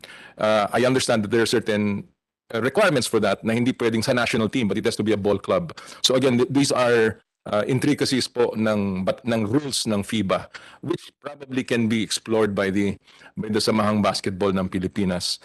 I think there are also matters naman na magagamit po natin from side of government because I understand from some of these players that are going to Japan sila po ay kailangan kumuha ng parang clearance from parang OFW clearance po, and I don't hindi ko po alam kung ano yung mga requirements na yun po ay meron din mga certain requirements naman na makuha from clearances, no? So again, these are matters. I know it is not the intention, it's not the intention to prevent them seeking greener pastures, but it's probably a way to monitor, Senator, yung pong pag-alis ng ating mga player. In addition, I think from the perspective of the PSC, I think we can look at ways to ensure that there is an agreement outside with other jurisdictions. These are the linkages that we were talking about. Na sana ho naman magkaroon ng parang quota system lang na hindi naman ho tayo dumadagsa ang paglabas ng atleta.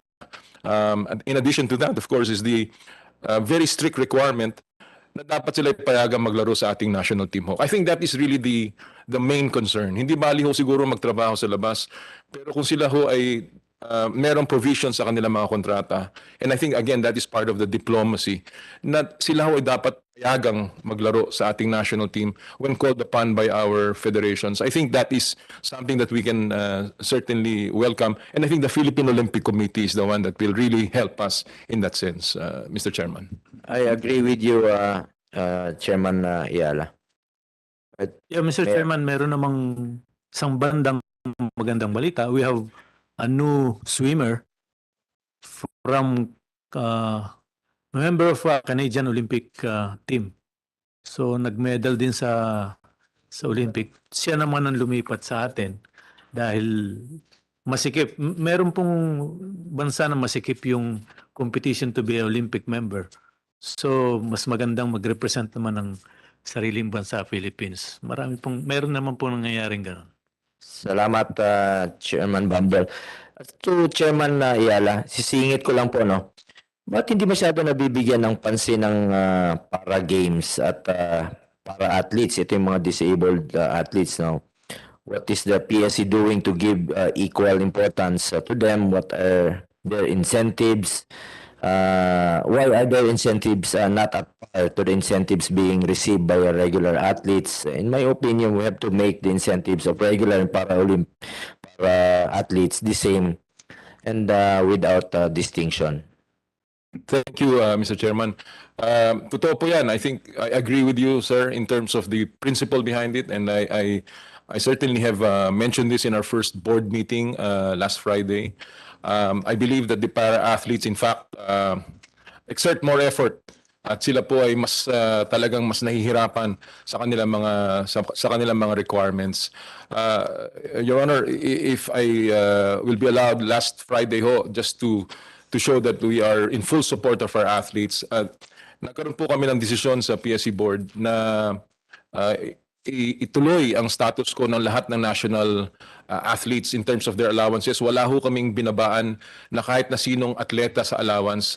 Taon-taon ho, magkakaroon ho kasi ng proseso ang PSC ng reclassification depending on the performance of athletes. But I had requested, I had ordered the PSC that for this particular period of time, reviewin muna namin yung criteria of the reclassification. In the meantime, we maintain all of the allowances of the national athletes except those that are deserving at na recommend po for upgrading and additional allowances. So we are giving that, but those who were recommended for downgrading, hindi po namin ipinagpatuloy yan. Instead, binigay po namin ang mga allowances, lahat ng mga atleta. And I think the para-athletes will be included there, Senator. At ngayon po ay aming re-reviewin din po yung criteria para ho naman maiangat naman sa level ng regular athletes po yung para-athletes. Maraming salamat,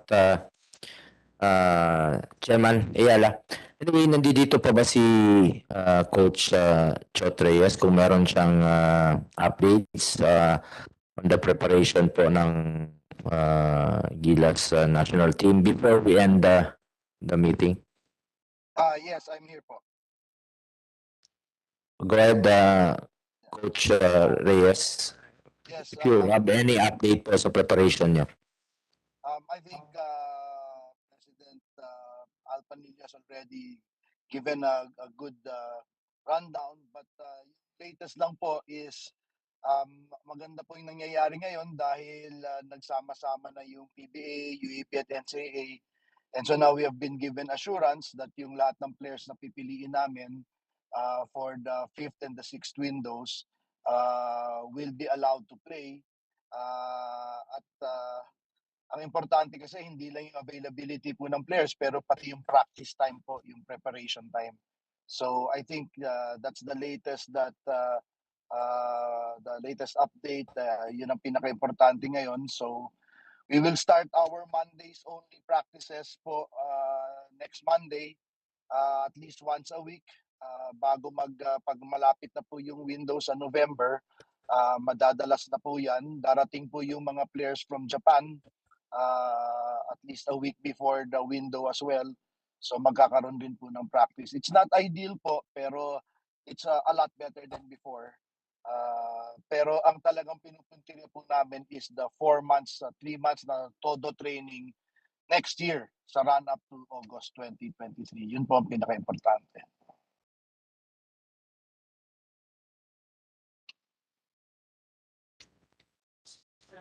So, Chairman, just to put on record, Coach Shot, if you're listening, we want you to know that we are not just supporting the players of Gilas, we are supporting especially the coaching staff of the Gilas.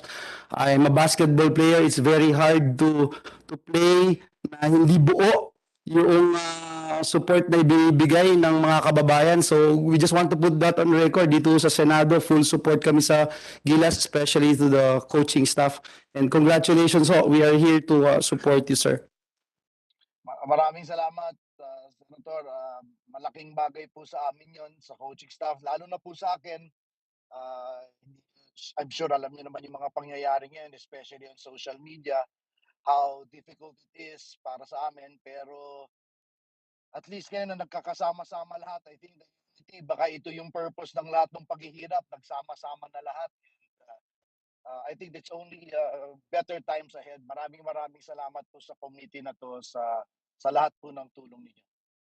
Siguro Mr. Chairman, yung isa lang na pwede namang hindi sagutin ngayon ni Coach Shot ito kasi yung susunod na sa February, di ba? Hindi po pwede si Jordan Clarkson. So may ipapalit meron na ba tayong napupusuan kasi Mr. Chairman, last Congress I recall this representation together with Senator Angara, if I remember, filed that naturalization of then import of Hinebra si Justin Brownlee. But unfortunately, hindi natapos yung version ng House. Kaya, or late na, nung dumating dito sa Senado, hindi na natin na-hear. Kanina ko, katabi ko si Senator Francis Tolentino and he was saying na he's more than willing to call for a hearing at hindi man natin magawa yung nagagawa ng ibang bansa na in 2 days na na-naturalize yung gusto nilang ma-naturalize. But on our end, we are perhaps, I'm speaking on behalf of so many basketball aficionados here in the Senate, na we will move heaven and earth to support our national team, our basketball national team. No? So hopefully, malaman din natin, Mr. Chairman, no? Of course, parang hirap sabihin na may kung sino yung ipapalit natin sa isang Jordan Clarkson, 6th man of the year National Basketball League. Nakakatuwa nga po kasi tayo, yung bansa natin, meron tayong Jordan Clarkson. Sa mga ibang bansa, for example, sa Japan, si Watanabe. I mean, sino ba si Watanabe compared to Jordan Clarkson? No? Yeah, he's a player of Toronto Raptors. Pero compared to Jordan Clarkson, who is a basketball superstar, basketball icon, syempre, ano-ano ho tayo. No? Of course, we cannot replace him come February. Pero sana, yun nga po, kung mabibigyan tayo ng pagkakataon na mas maaga, na ma-deliberate ito, Mr. Chairman, para dun sa naturalization, gawa po natin. About Jalen Green, President Panlilio. Mas mahirap na kaso rin po yung kay Jalen Green eh. Ganun din po, similar situation as Jordan. Plus I think he played for a USA in under 18. Already played under 18. So, mas mahirap po sa Jalen Green. Sayang, napakalakas sana nun ni Jalen Green. American din po yun, di ba? Opo.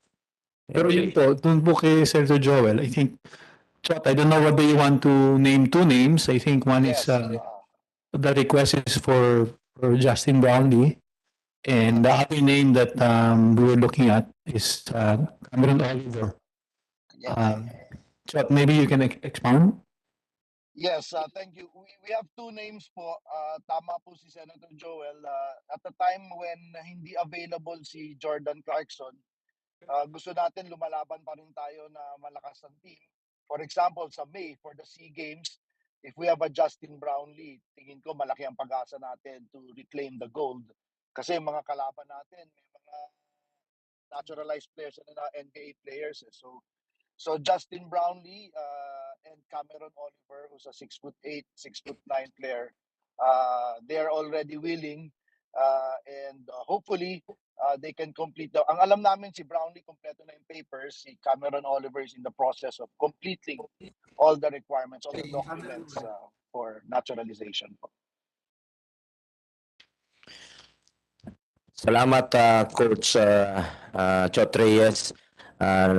Just to repeat, nandito lang po kami na sumuporta sa ating national team. Sana po manalo tayo.